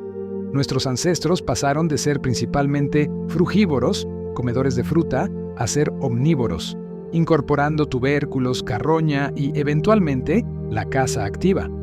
Comer carne proporcionó una fuente de calorías y nutrientes densos, como la proteína y la grasa, que son esenciales para alimentar un cerebro grande. Es una retroalimentación positiva. El bipedismo permitió más carne, lo que financió un cerebro más grande, lo que permitió herramientas más complejas y mejores estrategias de caza. Avanzando al Plioceno, con el cierre del Istmo de Panamá hace unos 3 millones de años, el impacto en el clima del hemisferio norte se vuelve innegable. Antes del Istmo, las aguas del Atlántico y el Pacífico se mezclaban libremente cerca del Ecuador. Al cerrarse el paso, se reforzó la corriente del Golfo, una corriente oceánica cálida que transporta agua tropical hacia el Atlántico Norte. Esta agua más cálida proporcionó la humedad adicional necesaria para que se formaran grandes masas de nieve. La nieve, al convertirse en hielo con el tiempo, fue el precursor de los casquetes de hielo del Pleistoceno, sellando el destino de la Tierra en una serie de edades de hielo. Es fascinante pensar que la conexión de dos continentes tuvo un efecto tan dramático en el clima global. El Pleistoceno es un periodo de extremos climáticos. El planeta no solo se enfrió, sino que, lo más importante, se hizo más variable. Las fluctuaciones entre los períodos glaciales, fríos y secos, y los interglaciales, cálidos y húmedos, eran rápidas y severas, a veces cambiando el clima regional en cuestión de unas pocas generaciones humanas. Esta variabilidad ambiental es la clave para entender el éxito del Homo sapiens. Las especies que pudieron sobrevivir fueron aquellas con la flexibilidad de comportamiento y la capacidad de adaptación más amplias. Homo sapiens no solo pudo adaptarse a los cambios en el paisaje, sino que pudo modificar su entorno a través del fuego, la vestimenta compleja y refugios avanzados. Nuestra capacidad para el pensamiento abstracto y la planificación a largo plazo, rasgos que nos distinguen, fueron altamente seleccionados en un mundo donde el clima y los recursos eran constantemente inestables. Un dato impactante sobre el Pleistoceno es la tasa de cambio del nivel del mar. Durante el pico de la última glaciación, hace unos 20.000 años, el nivel del mar estaba tan bajo que las actuales islas británicas estaban conectadas con Europa, Indonesia estaba unida al sudeste asiático, y el continente de Australia, Nueva Guinea, Tasmania, formaba una sola masa de tierra llamada Sahul. Estas vastas extensiones de tierra expuesta, conocidas como plataformas continentales, eran importantes hábitats para la megafauna y sirvieron como rutas de migración humana. El posterior aumento del nivel del mar con el deshielo no solo inundó estas tierras, sino que separó poblaciones y aisló genéticamente a muchas especies. Ahora, volvamos a la megafauna que compartía el planeta con nuestros ancestros. La desaparición de la megafauna del Pleistoceno es un tema de intenso debate científico. Animales como el mamut lanudo, el esmilodón y el perezoso terrestre gigante desaparecieron hace unos 10.000 a 15.000 años. Existen dos hipótesis principales y la verdad puede estar en una combinación de ambas. La primera es la hipótesis del cambio climático. El rápido calentamiento y el cambio de los ecosistemas, el paso de la tundra a los bosques, al final de la última glaciación, fue demasiado para especies muy especializadas y adaptadas al frío. La segunda es la hipótesis de la sobrecaza humana. Coincidiendo con la llegada de Homo sapiens a nuevas regiones, América y Australia, la megafauna, que no había coevolucionado con un depredador tan inteligente y eficiente, desapareció rápidamente. La evidencia en Australia y América del Norte apoya la idea de que la llegada de los humanos modernos coincidió con la caída en picada de la población de la megafauna. Sea cual sea la causa exacta, o la combinación de ambas, la extinción del Cuaternario es un recordatorio de la fragilidad de los grandes ecosistemas. El comienzo del Holoceno, hace 11.700 años, fue el periodo de estabilidad climática que permitió el desarrollo de la agricultura. Este no fue un simple cambio en la forma de obtener alimentos. Fue la primera gran revolución tecnológica de la humanidad, a menudo llamada la Revolución Neolítica. La agricultura proporcionó un excedente de calorías confiable. Este excedente significaba que no todas las personas tenían que dedicar todo su tiempo a buscar comida. Esto condujo a la especialización laboral, la base de la civilización. Unos podían ser agricultores, otros podían ser alfareros, constructores o líderes. El asentamiento en pueblos y ciudades trajo consigo la necesidad de leyes, de estructuras sociales complejas y, finalmente, de la escritura, una herramienta crucial para registrar y transmitir el conocimiento. El Holoceno es, por lo tanto, la era de la autotransformación de la Tierra a través de la inteligencia organizada. Pero, como señalamos antes, esta era de calma está terminando. El concepto del Antropoceno nos obliga a mirarnos no como meros ocupantes, sino como una fuerza geológica. Los geólogos buscan un clavo dorado o GSSP, Global Boundary Stratotype Section Endpoint, un punto en el registro geológico que marque formalmente el inicio de una nueva época. El candidato más fuerte para el inicio del Antropoceno es alrededor de 1950, con la gran aceleración de las actividades humanas. ¿Por qué 1950? Porque es el momento en que las firmas de nuestra actividad se vuelven omnipresentes y globales. Los radionucleidos artificiales, como el plutonio 239 de las pruebas nucleares, se esparcieron por todo el planeta y se sedimentaron en los suelos y los hielos glaciares, creando una capa de marcador global que se puede fechar con precisión. Además, el aumento explosivo de los plásticos, el hormigón, cemento y el aluminio, materiales que la naturaleza nunca produjo, dejan un registro fósil distinto. Estamos reescribiendo la composición de los sedimentos. El ciclo del nitrógeno es otro ejemplo impactante de nuestra huella. Gracias al proceso Haber-Bosch, para la producción de fertilizantes, los humanos hemos duplicado la cantidad de nitrógeno reactivo que circula en los ecosistemas terrestres. Esto ha aumentado la producción de alimentos, pero también ha desequilibrado los ecosistemas naturales y ha contribuido a la eutrofización, exceso de nutrientes, de los cuerpos de agua. Pero el cambio más profundo es la pérdida de biodiversidad. La evidencia científica sugiere que estamos en medio de la sexta extinción masiva del Fanerozoico. A diferencia de las 5 anteriores, esta es causada por una única especie, Homo sapiens. La destrucción del hábitat, la sobreexplotación de recursos y el cambio climático están acelerando la tasa de extinción a niveles que superan los niveles de fondo naturales en cientos o miles de veces. Estamos, sin dudarlo, moldeando el árbol de la vida para las generaciones futuras, y la forma que les estamos dando es de una biodiversidad reducida. Este conocimiento nos lleva a una reflexión profunda. La Tierra, un planeta que ha pasado por la abiogénesis, la gran oxidación, la Tierra bola de nieve y múltiples extinciones, siempre se ha recuperado.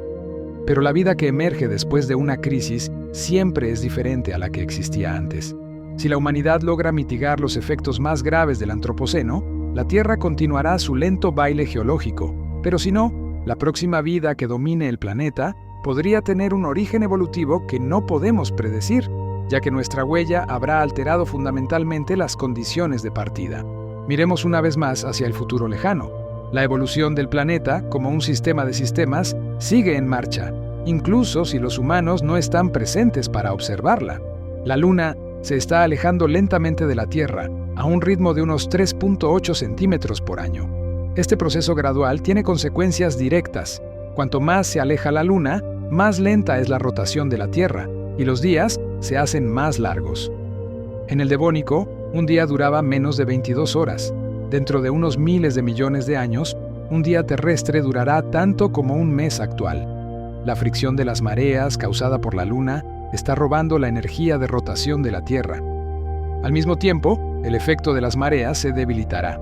Este cambio en la dinámica orbital afectará los ciclos de vida de muchas especies que dependen de los ciclos de luz y marea para su reproducción o migración. Además de los cambios solares y lunares, la geología del planeta continuará. La actividad volcánica, aunque peligrosa, es esencial para la vida porque repone el CO2 en la atmósfera. Si la tectónica de placas se ralentizara o se detuviera, como ocurrió en Marte, el ciclo del carbono se paralizaría y el CO2 atmosférico se secuestraría permanentemente en las rocas, enfriando el planeta de manera irreversible. Los científicos creen que el proceso de enfriamiento gradual del núcleo del planeta podría, eventualmente, ralentizar el movimiento del manto y detener la tectónica de placas. Esto podría suceder mucho antes de que el Sol se expanda, sellando el destino del planeta de una manera fría y estéril. La evolución de la Tierra es un recordatorio de que somos pasajeros en un viaje cósmico de miles de millones de años. Nuestra civilización es una flor que ha florecido en un momento excepcional de calma planetaria, pero esa calma es tan temporal como lo fueron los dinosaurios. La ciencia nos da la capacidad única de entender nuestro lugar en este vasto y dinámico proceso. Hemos viajado desde el nacimiento ígneo de nuestro planeta hasta la actualidad, y hemos tocado el tema de los ciclos de Milankovitch como el gran reloj celestial que ha marcado el ritmo de las edades de hielo recientes. Pero para apreciar la delicadeza con la que el clima de la Tierra ha oscilado y cómo estos cambios han moldeado la vida, es necesario desgranar la paleoclimatología, la ciencia que estudia los climas antiguos. La Tierra es un registrador maestro de su propia historia. Para reconstruir los climas de hace millones de años, los científicos no usan termómetros, usan proxies o indicadores sustitutos. Uno de los más importantes y fiables es el análisis de isótopos de oxígeno en los sedimentos oceánicos y los núcleos de hielo. El oxígeno tiene dos isótopos estables principales, el oxígeno 16, 16O, que es más ligero, y el oxígeno 18, 18O, que es más pesado. Cuando el clima se enfría y el hielo se acumula en los polos, el agua que se evapora de los océanos y luego se precipita como nieve tiende a favorecer el isótopo más ligero, el 16O. Esto significa que, durante una glaciación, el agua que queda en el océano se enriquece en el isótopo más pesado, el 18O. Los pequeños organismos marinos, como los foraminíferos, construyen sus conchas de carbonato de calcio, KCO3, incorporando la proporción de 18O que existe en el agua de mar en ese momento. Al analizar las conchas de foraminíferos que se han depositado en el fondo oceánico a lo largo de millones de años, los científicos pueden leer la temperatura global y el volumen de hielo polar del pasado. Es como tener un termómetro enterrado en la roca. Usando estos proxies, podemos entender la sensibilidad del clima terrestre. El planeta ha tenido épocas de clima invernadero, cálido como en el Cretácico sin hielo polar, y épocas de clima de nevera, frío como el Pleistoceno, con grandes casquetes polares. Lo que ha impulsado las transiciones entre estos estados es un delicado equilibrio entre el efecto invernadero natural, principalmente CO2 y metano, y la reflectividad del planeta o albedo. Cuando el hielo se acumula, la superficie blanca refleja más luz solar de vuelta al espacio, lo que intensifica el enfriamiento, un ciclo de retroalimentación positiva. Cuando el hielo se derrite, la roca oscura o el agua oscura absorben más calor, lo que intensifica el calentamiento. Es un sistema altamente sensible donde los ciclos de Milankovitch actúan como el gatillo, pero los ciclos de retroalimentación de la Tierra son el amplificador. Ahora, volvamos a la maquinaria geológica y el fenómeno del vulcanismo masivo. Hemos mencionado las trampas de Siberia y la provincia magmática del Atlántico Central como los probables desencadenantes de las grandes extinciones del Pérmico y el Triásico. Estos no son volcanes comunes. Son eventos donde se inyectan en la superficie volúmenes de magma inimaginablemente grandes, a menudo cubriendo millones de kilómetros cuadrados de tierra o fondo oceánico. Se conocen como grandes provincias ígneas o LIPS, por sus siglas en inglés. ¿Por qué son tan catastróficos? No es solo la lava en sí no causa una extinción masiva global. La clave está en lo que el magma atraviesa al ascender a la superficie. Si el magma pasa a través de rocas ricas en carbonato, caliza, libera cantidades masivas de dióxido de carbono a la atmósfera. Si atraviesa rocas ricas en sulfato o carbón, libera dióxido de azufre y hollín. El dióxido de azufre, SO2, forma aerosoles que bloquean la luz solar, causando un enfriamiento inicial y lluvia ácida que destruye las plantas. Pero el dióxido de carbono liberado masivamente genera un calentamiento global a largo plazo y descontrolado, que tarda millones de años en ser secuestrado por la meteorización de las rocas. La extinción del Pérmico Triásico, la gran mortandad, se asocia directamente con las trampas de Siberia. La evidencia geológica y química es consistente con la liberación masiva y sostenida de gases de efecto invernadero que calentaron el planeta, llevaron a la anoxia oceánica, océanos sin oxígeno, y potencialmente causaron la liberación de gas sulfuro de hidrógeno, asfixiando la vida en tierra y mar. Entender el vínculo entre la geología profunda y la vida superficial es crucial. El planeta es un único sistema interconectado. Otro ejemplo de la influencia geológica son los eventos anóxicos oceánicos, o AEEC, que ocurrieron varias veces en el pasado, notablemente durante el Cretácico. Estos eventos se caracterizaron por una falta de oxígeno en vastas extensiones de las profundidades marinas. Se asocian con periodos de supercalentamiento global y una alta productividad biológica en la superficie. Cuando el océano se calienta, la circulación de las corrientes oceánicas se ralentiza. Las aguas profundas se vuelven estancadas y pierden su oxígeno, lo que provoca la muerte masiva de la vida marina y la preservación de grandes cantidades de materia orgánica sin descomponerse en el sedimento. Geológicamente, estos eventos son significativos porque son la fuente de una gran parte de las reservas de petróleo que la humanidad extrae hoy. Irónicamente, el petróleo que usamos para alimentar la era del Antropoceno es el subproducto de extinciones y crisis oceánicas pasadas. Detengámonos un poco más en la evolución del agua y el hielo en la Tierra. Aparte de los océanos superficiales, el agua existe en reservorios que son inmensamente importantes pero a menudo invisibles. Hablamos del agua atrapada en el manto. La investigación científica sugiere que el manto de la Tierra puede contener una cantidad de agua equivalente a varias veces el volumen de todos los océanos superficiales. Esta agua no está en estado líquido, sino que está atrapada en la estructura cristalina de los minerales de alta presión, como la ringwoodita, en la zona de transición del manto, entre 410 y 660 kilómetros de profundidad. Esta agua profunda es crucial porque influye en la viscosidad del manto y por lo tanto en la velocidad y el estilo de la tectónica de placas. Es otro bucle de retroalimentación. La tectónica lleva agua al manto y el agua en el manto influye en cómo se mueve la tectónica. En la superficie, la evolución de los casquetes de hielo en la Antártida y Groenlandia es fundamental para nuestro clima actual. La capa de hielo antártica, que comenzó a formarse seriamente en el Oligoceno, contiene aproximadamente el 90% del hielo y el 70% del agua dulce de la Tierra. Si esta capa de hielo se derritiera completamente, el nivel del mar subiría unos 60 metros, inundando las principales ciudades costeras del mundo. La formación y desintegración de estos casquetes no solo responden a los ciclos de Milankovitch, sino que también son sensibles a los pequeños cambios en la temperatura oceánica y atmosférica. Este balance entre agua, hielo y CO2 es lo que hace que la Tierra sea tan singularmente habitable. El término científico para esta región espacial, donde la temperatura permite que el agua líquida exista en la superficie, es la zona de habitabilidad o la zona Ricitos de Oro. La Tierra ha permanecido firmemente en esta zona durante miles de millones de años, a pesar de que la intensidad del Sol ha aumentado un 30% a lo largo de su vida. Es el termostato geológico, el ciclo de carbono impulsado por la tectónica, el que ha evitado que el planeta hierva o se congele permanentemente. Continuemos con la evolución biológica que se adapta a estos ciclos. Volvamos al Pleistoceno y a la megafauna. La extinción de estos grandes animales tuvo un efecto cascada, un fenómeno que los ecólogos llaman desfaunación. Los grandes herbívoros son ingenieros de ecosistemas. Los mamuts, por ejemplo, al pisotear y pastar, mantenían abiertas las sabanas y la tundra e influían en la distribución de semillas y nutrientes. Tras su desaparición, los ecosistemas cambiaron. En algunas regiones, el crecimiento de árboles y matorrales aumentó. Este cambio en la vegetación alteró el albedo de la superficie. Los bosques más oscuros absorben más calor que la tundra clara, lo que pudo haber contribuido al calentamiento del Holoceno.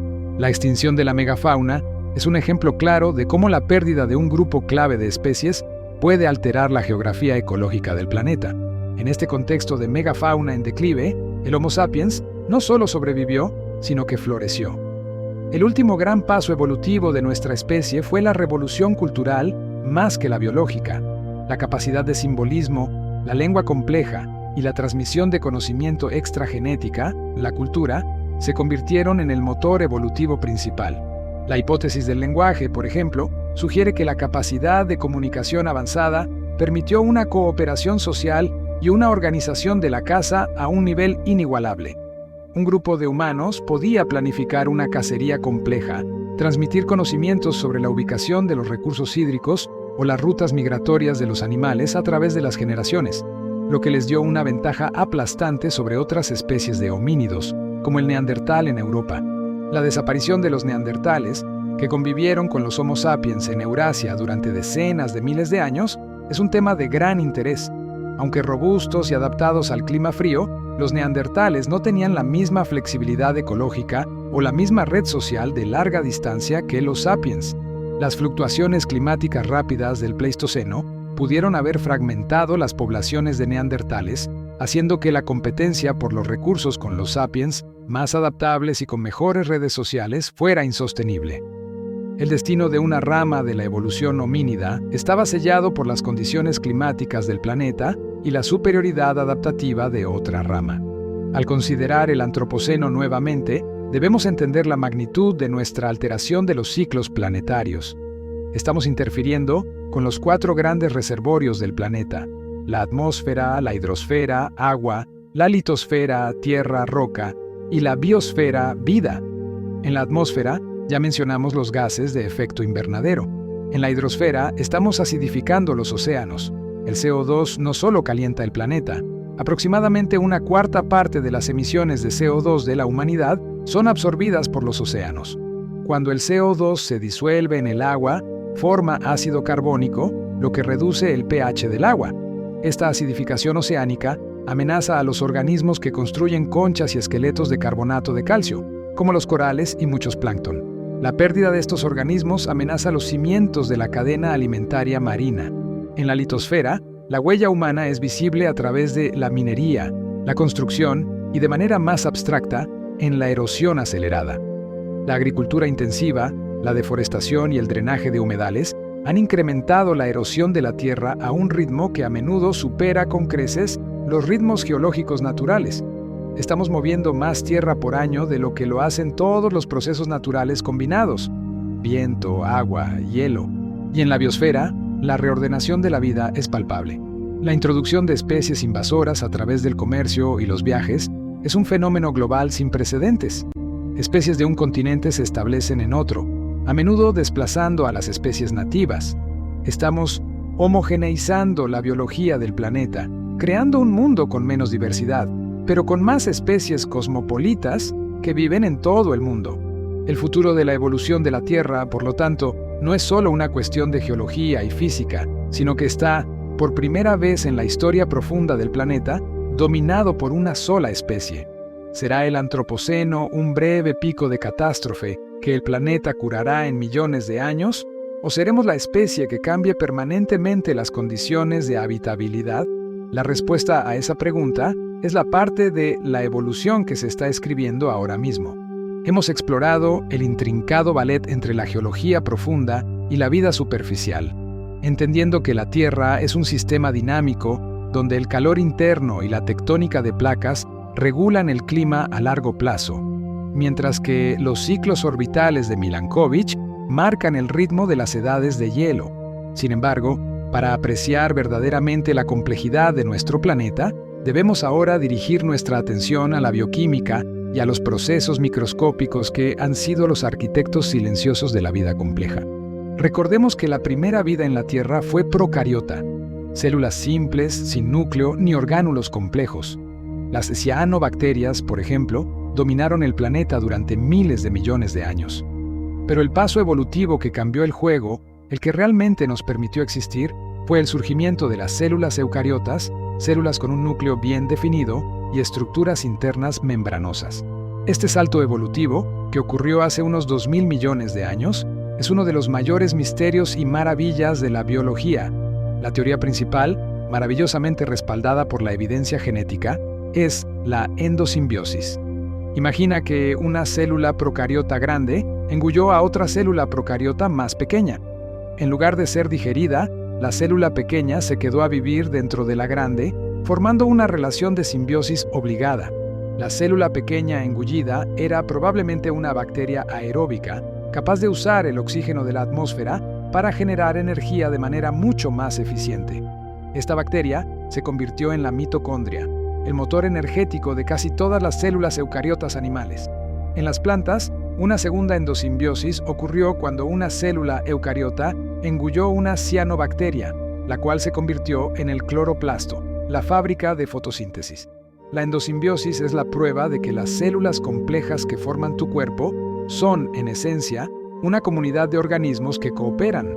Sin esta fusión, la vida nunca habría tenido la energía necesaria para volverse multicelular o desarrollar cerebros complejos.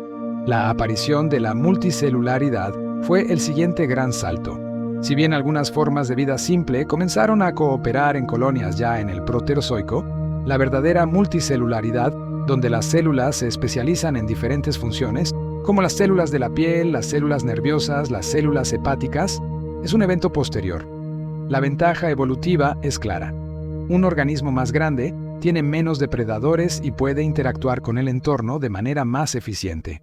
Este desarrollo culminó con la enigmática fauna de Ediacara, hace 635 a 541 millones de años. Estas fueron las primeras formas de vida multicelular complejas y grandes, antes de la explosión cámbrica. Los organismos de Ediacara son extraños. A menudo parecen formas planas, acolchadas o con estructuras de acolchado, que no encajan fácilmente en ningún grupo animal moderno.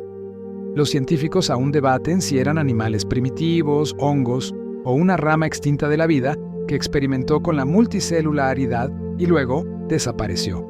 Su existencia es una ventana a un tiempo en que la evolución estaba probando diferentes arquitecturas biológicas. La explosión cámbrica que le siguió fue el resultado de todos estos prerequisitos. La célula compleja, la multicelularidad y un aumento en el oxígeno oceánico proporcionaron el escenario. La explosión no fue realmente instantánea, sino un periodo de decenas de millones de años de rápida innovación biológica. La aparición de los depredadores fue un motor clave. Una vez que la vida desarrolló ojos, mandíbulas y la capacidad de moverse rápidamente, la carrera armamentista evolutiva se encendió. Las presas desarrollaron caparazones, espinas y la capacidad de excavar o camuflarse. Esta interacción dinámica entre depredador y presa impulsó la diversificación de las formas corporales que definen a la mayoría de los filos animales de hoy. El estudio de la biología molecular ha revelado la increíble conservación de los genes a lo largo de este inmenso tiempo. Los genes Hox, por ejemplo, son un conjunto de genes que controlan el plan corporal básico de casi todos los animales, desde una mosca de la fruta hasta un ser humano. Controlan dónde crecerán las patas, las alas, la cabeza y la cola. La misma secuencia genética que organiza el cuerpo segmentado de un artrópodo está presente y activa en el desarrollo embrionario de un mamífero. Esto es una prueba irrefutable de que toda la vida animal en la Tierra desciende de un ancestro común que vivió antes del Cámbrico. La evolución es, en gran medida, la reutilización creativa de un kit de herramientas genéticas preexistente. Hablemos ahora de la estructura del ADN en el contexto evolutivo. La vida en la Tierra se basa en una molécula de doble hélice, el ADN, que codifica la información. Pero el ADN no es estático. Está constantemente sujeto a mutaciones causadas por errores de replicación, radiación o químicos. La mutación es la materia prima de la evolución. La mayoría de las mutaciones son neutrales o dañinas, pero ocasionalmente, una mutación le da a un organismo una ligera ventaja. En ese momento, la selección natural entra en juego, favoreciendo a los organismos con la mutación ventajosa para que sobrevivan y se reproduzcan más. La velocidad de esta evolución es asombrosa, especialmente en el mundo microbiano. Las bacterias, con sus cortos tiempos de generación y sus grandes poblaciones, evolucionan a un ritmo vertiginoso. El fenómeno de la resistencia a los antibióticos es un ejemplo actual y palpable de la selección natural en acción, donde la presión selectiva de la medicina humana favorece a las bacterias que tienen una mutación que las hace invulnerables. Es una batalla evolutiva en curso que demuestra que la evolución no es un proceso que solo ocurrió en el pasado. Está sucediendo aquí y ahora. De vuelta a la escala de tiempo geológico, debemos examinar los efectos del vulcanismo en la biología de los ecosistemas. Los volcanes son destructores, sí, pero también son creadores de vida. Los minerales volcánicos son increíblemente ricos en nutrientes, como el fósforo y el potasio. Cuando la ceniza volcánica se deposita, enriquece el suelo, lo que explica por qué algunas de las regiones agrícolas más fértiles del mundo se encuentran cerca de zonas volcánicas. En el océano, las fuentes hidrotermales submarinas, impulsadas por el calor volcánico, crean ecosistemas enteros que dependen de la quimiosíntesis en lugar de la fotosíntesis. En estas profundidades oscuras, las bacterias utilizan compuestos de azufre y otros químicos de las ventilaciones volcánicas como fuente de energía, formando la base de una cadena alimentaria única de gusanos gigantes, almejas y camarones. Los científicos incluso especulan que la vida en la Tierra pudo haber comenzado en un entorno similar. La formación de los continentes y las montañas también tuvo un impacto biológico directo al crear barreras geográficas que fomentaron la especiación o la formación de nuevas especies. Cuando una población se divide por una barrera física, como una cadena montañosa recién levantada o un nuevo brazo de mar, las dos subpoblaciones evolucionan independientemente. Si las condiciones son correctas, después de millones de años, habrán divergido tanto que ya no podrán cruzarse, convirtiéndose en especies diferentes. La rica biodiversidad de la Tierra, con millones de especies distintas, es en gran medida el resultado de la interacción constante entre la tectónica de placas y la separación de las poblaciones. Consideremos la evolución de la atmósfera y los colores de la vida. Las primeras plantas terrestres del Silúrico y Devónico eran sencillas, pero su expansión tuvo un efecto visualmente dramático en el paisaje. Al pasar de algas a bosques de helechos y, finalmente, a plantas con flores en el Cretácico, el planeta pasó de tonos marrones y verdes oscuros a la explosión de color que conocemos hoy. Las flores, con sus pétalos de colores y sus aromas, son el resultado de la coevolución con los polinizadores, principalmente insectos. Esta es una relación de mutualismo perfecta. La flor ofrece néctar, a cambio de que el insecto transporte el polen, optimizando la reproducción vegetal. Sin la aparición de los insectos voladores en el Carbonífero, las flores de colores vibrantes y la rica diversidad de las angiospermas nunca habrían existido. El lenguaje es otra faceta de la evolución que merece un análisis más detallado. En la evolución de Homo sapiens, el desarrollo de un tracto vocal capaz de producir una amplia gama de sonidos articulados fue un cambio anatómico clave. Pero el lenguaje no es solo anatomía, es cognición. El lenguaje permite el pensamiento simbólico y la transmisión de información compleja de manera rápida y fiable. La capacidad de decir, hay un gran mamut detrás de esa colina y necesitamos 3 lanzas y 5 personas para cazarlo, en lugar de solo señalar, es una ventaja adaptativa que explica por qué Homo sapiens pudo dominar todos los ecosistemas del planeta. El lenguaje es la tecnología de la cooperación definitiva. Permitió que la cultura se desarrollara mucho más rápido que la biología. Mientras que la evolución biológica opera a lo largo de miles de generaciones, la evolución cultural, la invención de una nueva herramienta, una nueva técnica de caza, puede ocurrir en una sola generación y transmitirse inmediatamente. Este cambio de ritmo evolutivo es lo que nos ha llevado a la era del Antropoceno. Y si hablamos de velocidad, regresemos al Antropoceno y la ingeniería planetaria involuntaria que estamos realizando. La alteración humana de los ciclos de la Tierra es tan profunda que estamos creando nuevos materiales geológicos. El hormigón, el material más utilizado por la humanidad, es un ejemplo perfecto. Producimos más hormigón por año que la biomasa total de todos los seres humanos del planeta. El hormigón, una mezcla de cemento, agua y agregados, eventualmente se convertirá en un estrato geológico artificial que marcará nuestra época. De igual forma, el plástico se ha convertido en un tecnofósil. Las partículas de plástico están ahora incrustadas en sedimentos de aguas profundas, en glaciares y en el suelo de las ciudades. Hay un nuevo tipo de roca que se está formando en algunas playas, llamada plastiglomerado, que es una mezcla de sedimentos naturales y lava fundida unida a desechos plásticos. Para un geólogo del futuro, estos materiales serán tan indicativos de nuestra época como los trilobites lo son del Cámbrico. El impacto de la humanidad también es visible en la biodiversidad genética. Estamos creando cultivos transgénicos y animales domesticados que son genéticamente distintos a sus ancestros salvajes. El maíz moderno, por ejemplo, es irreconocible en comparación con su progenitor silvestre, el teosinte. Esta manipulación genética y la selección artificial son una forma acelerada y dirigida de evolución, una fuerza biológica completamente nueva en la historia del planeta. Finalmente, consideremos la evolución futura del planeta desde una perspectiva cósmica. La Tierra no existe en un vacío. Está constantemente sujeta a influencias externas, no solo del Sol, sino del espacio profundo. Uno de estos factores son las supernovas. Cuando una estrella masiva muere, explota con una liberación de energía inmensa.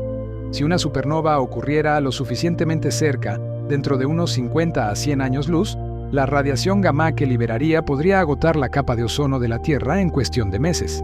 La exposición posterior a la radiación ultravioleta del Sol podría causar una extinción masiva en la superficie, similar o peor que las causadas por el vulcanismo masivo. Aunque la probabilidad de un evento así en el futuro previsible es baja, la historia geológica contiene indicios de que estos eventos cósmicos pueden haber ocurrido en el pasado. Algunos científicos han propuesto que una supernova cercana pudo haber contribuido a una de las extinciones del pasado distante al alterar la química atmosférica y oceánica. El destino final de la Tierra, quemada por el Sol o congelada por la pérdida del calor interno y la tectónica, nos recuerda la fragilidad y la temporalidad de la existencia. Nuestra propia civilización es una forma de vida que ha surgido en una ventana geológica de estabilidad única y que ahora tiene el poder de decidir si esa ventana se cerrará abruptamente o si lograremos sortear la crisis del Antropoceno y prolongar nuestra historia evolutiva a través de la inteligencia y la gestión planetaria. La lección de la evolución de la Tierra no es solo que todo cambia, sino que la capacidad de adaptación es la única constante. Hemos navegado por el tiempo profundo, observando cómo la Tierra, desde su infancia incandescente hasta la era del Homo sapiens, ha sido un lienzo de cambio constante, pintado por fuerzas cósmicas, geológicas y biológicas. Antes de cerrar nuestro viaje, es fundamental integrar una última pieza del rompecabezas. el papel de la energía y la información en la evolución del planeta. La vida en la Tierra es, fundamentalmente, un sistema para capturar y utilizar la energía. Primero fue la quimiosíntesis, utilizando la energía química de los volcanes y las profundidades.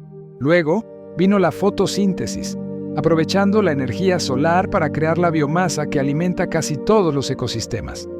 Este flujo de energía solar es la fuerza más grande que impulsa la biosfera, permitiendo que las plantas fijen el carbono y liberen el oxígeno que respiramos. Un proceso que lleva miles de millones de toneladas de energía cada día.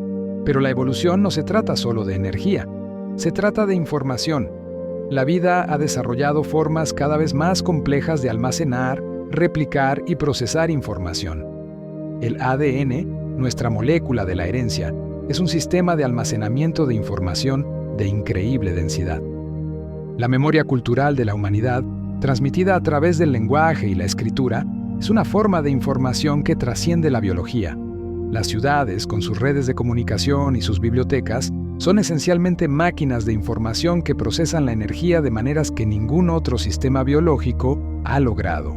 En la era del Antropoceno, el ser humano está a punto de dar el siguiente gran salto evolutivo, uno que ya no es biológico, sino tecnológico. Estamos creando la inteligencia artificial y la computación cuántica, que son nuevas formas de procesar información a velocidades y escalas que la selección natural por sí misma nunca podría haber alcanzado. La tecnosfera, esa capa de estructuras y sistemas creados por el hombre, desde satélites hasta carreteras y centros de datos, se está convirtiendo en una parte funcional del planeta, interactuando y a veces dominando la biosfera y la atmósfera. El impacto más notable de esta tecnosfera es nuestra capacidad de modificar el clima intencionalmente, un campo conocido como geoingeniería. Si bien actualmente es objeto de intenso debate y cautela, las propuestas van desde inyectar aerosoles de sulfato en la estratosfera para reflejar la luz solar, imitando el efecto de un gran volcán, hasta construir máquinas que capturen el dióxido de carbono directamente de la atmósfera. Estas ideas, aunque arriesgadas, nos obligan a enfrentar nuestra nueva realidad. La evolución de la Tierra ya no es un proceso ciego. Es un proceso que está siendo dirigido por la conciencia humana. Tenemos el poder, nacido de miles de millones de años de evolución, de acelerar o detener las tendencias geológicas y climáticas. Somos, por primera vez, los administradores planetarios, ya sea por diseño o por defecto. Sin embargo, para honrar nuestra herencia geológica, debemos entender que la Tierra siempre encontrará un nuevo equilibrio, incluso si ese equilibrio es fatal para nuestra civilización. Si fracasamos en mitigar la crisis climática, el planeta no se morirá, simplemente pasará a un estado de efecto invernadero diferente. Los modelos climáticos sugieren que el planeta podría entrar en un estado de tierra húmeda o hothouse Earth, con niveles de mar mucho más altos, sequías más largas y temperaturas que harían grandes áreas del planeta inhabitables para la vida humana. Aún así, la vida microbiana y las formas de vida extremófilas, aquellas que prosperan en condiciones extremas, sobrevivirían. Bacterias que viven a kilómetros bajo la superficie o en las profundidades hirvientes del océano continuarían su ciclo evolutivo. La extinción masiva sería una reestructuración de la biosfera, eliminando la vida grande y compleja, pero dejando a los microorganismos listos para heredar el planeta y comenzar el lento proceso de radiación adaptativa en el nuevo mundo. Este es quizás el dato más humillante y a la vez el más liberador de toda la evolución de la Tierra. El planeta es inmensamente resiliente, pero esa resiliencia opera en escalas de tiempo que son incomprensibles para la vida humana. La recuperación de la Tierra de la extinción del Pérmico tardó 10 millones de años. La reconstrucción de la biosfera después de una extinción masiva, provocada por el Antropoceno, seguiría una cronología similar, reescribiendo la historia evolutiva con un nuevo elenco de personajes. Meditemos un instante sobre el concepto de tiempo profundo. Cuando hablamos de miles de millones de años, la mente humana lucha por comprender la escala. Nuestro tiempo de vida de 80 años es apenas un parpadeo. Toda la historia registrada de la humanidad es solo el 0.02% de la historia geológica del planeta. El gran regalo de la geología y la biología es que nos dan una perspectiva cósmica de nuestra propia existencia. Nos recuerdan que somos polvo de estrellas que se ha organizado en una máquina pensante capaz de comprender su propio origen y su propio destino. La evolución del planeta Tierra es una épica de caos organizado. Desde los impactos lunares que crearon nuestro satélite hasta la danza de las placas tectónicas que ha regulado el clima, cada evento, por catastrófico que fuera, ha sido un requisito previo para el siguiente. Si la Tierra no hubiera sido golpeada por el cuerpo del tamaño de Marte que formó la Luna, no tendríamos el eje de rotación estable, ni las mareas, ni las condiciones que permitieron que la vida compleja prosperara en la zona intermareal. El desastre fue, en esencia, la semilla de la oportunidad. Y así, cerramos nuestro recorrido de 4.540 millones de años. Comenzamos con un disco de acreción caliente y sin forma, asistimos a la creación de los primeros continentes de zircón, sobrevivimos a la gran oxidación, navegamos por la Tierra bola de nieve y fuimos testigos del resurgimiento de la vida en la explosión cámbrica. Vimos la vida pasar del océano a la Tierra, levantando bosques y respirando aire puro. Nos escondimos durante el reinado de los dinosaurios, para finalmente emerger y heredar un planeta transformado por el impacto de un asteroide. Y ahora, como la única especie consciente de esta vasta historia, tenemos la responsabilidad de actuar con la humildad y la inteligencia que nos otorgó la evolución. La gran pregunta final es, ¿podrá nuestra especie, Homo sapiens, trascender su propia naturaleza tribal y de corto plazo para alinearse con la escala de tiempo geológico que nos creó? La respuesta determinará si el antropoceno es solo una delgada capa de extinción en el registro fósil o si es el comienzo de una nueva era de administración consciente del único hogar que jamás hemos conocido. Bienvenidos a la era de la elección. Ha sido un viaje extraordinario. Hemos cubierto épocas, eones y miles de millones de años de ciencia, desde el núcleo de hierro fundido hasta el cielo lleno de oxígeno. Todo mientras tú te preparabas para un merecido descanso.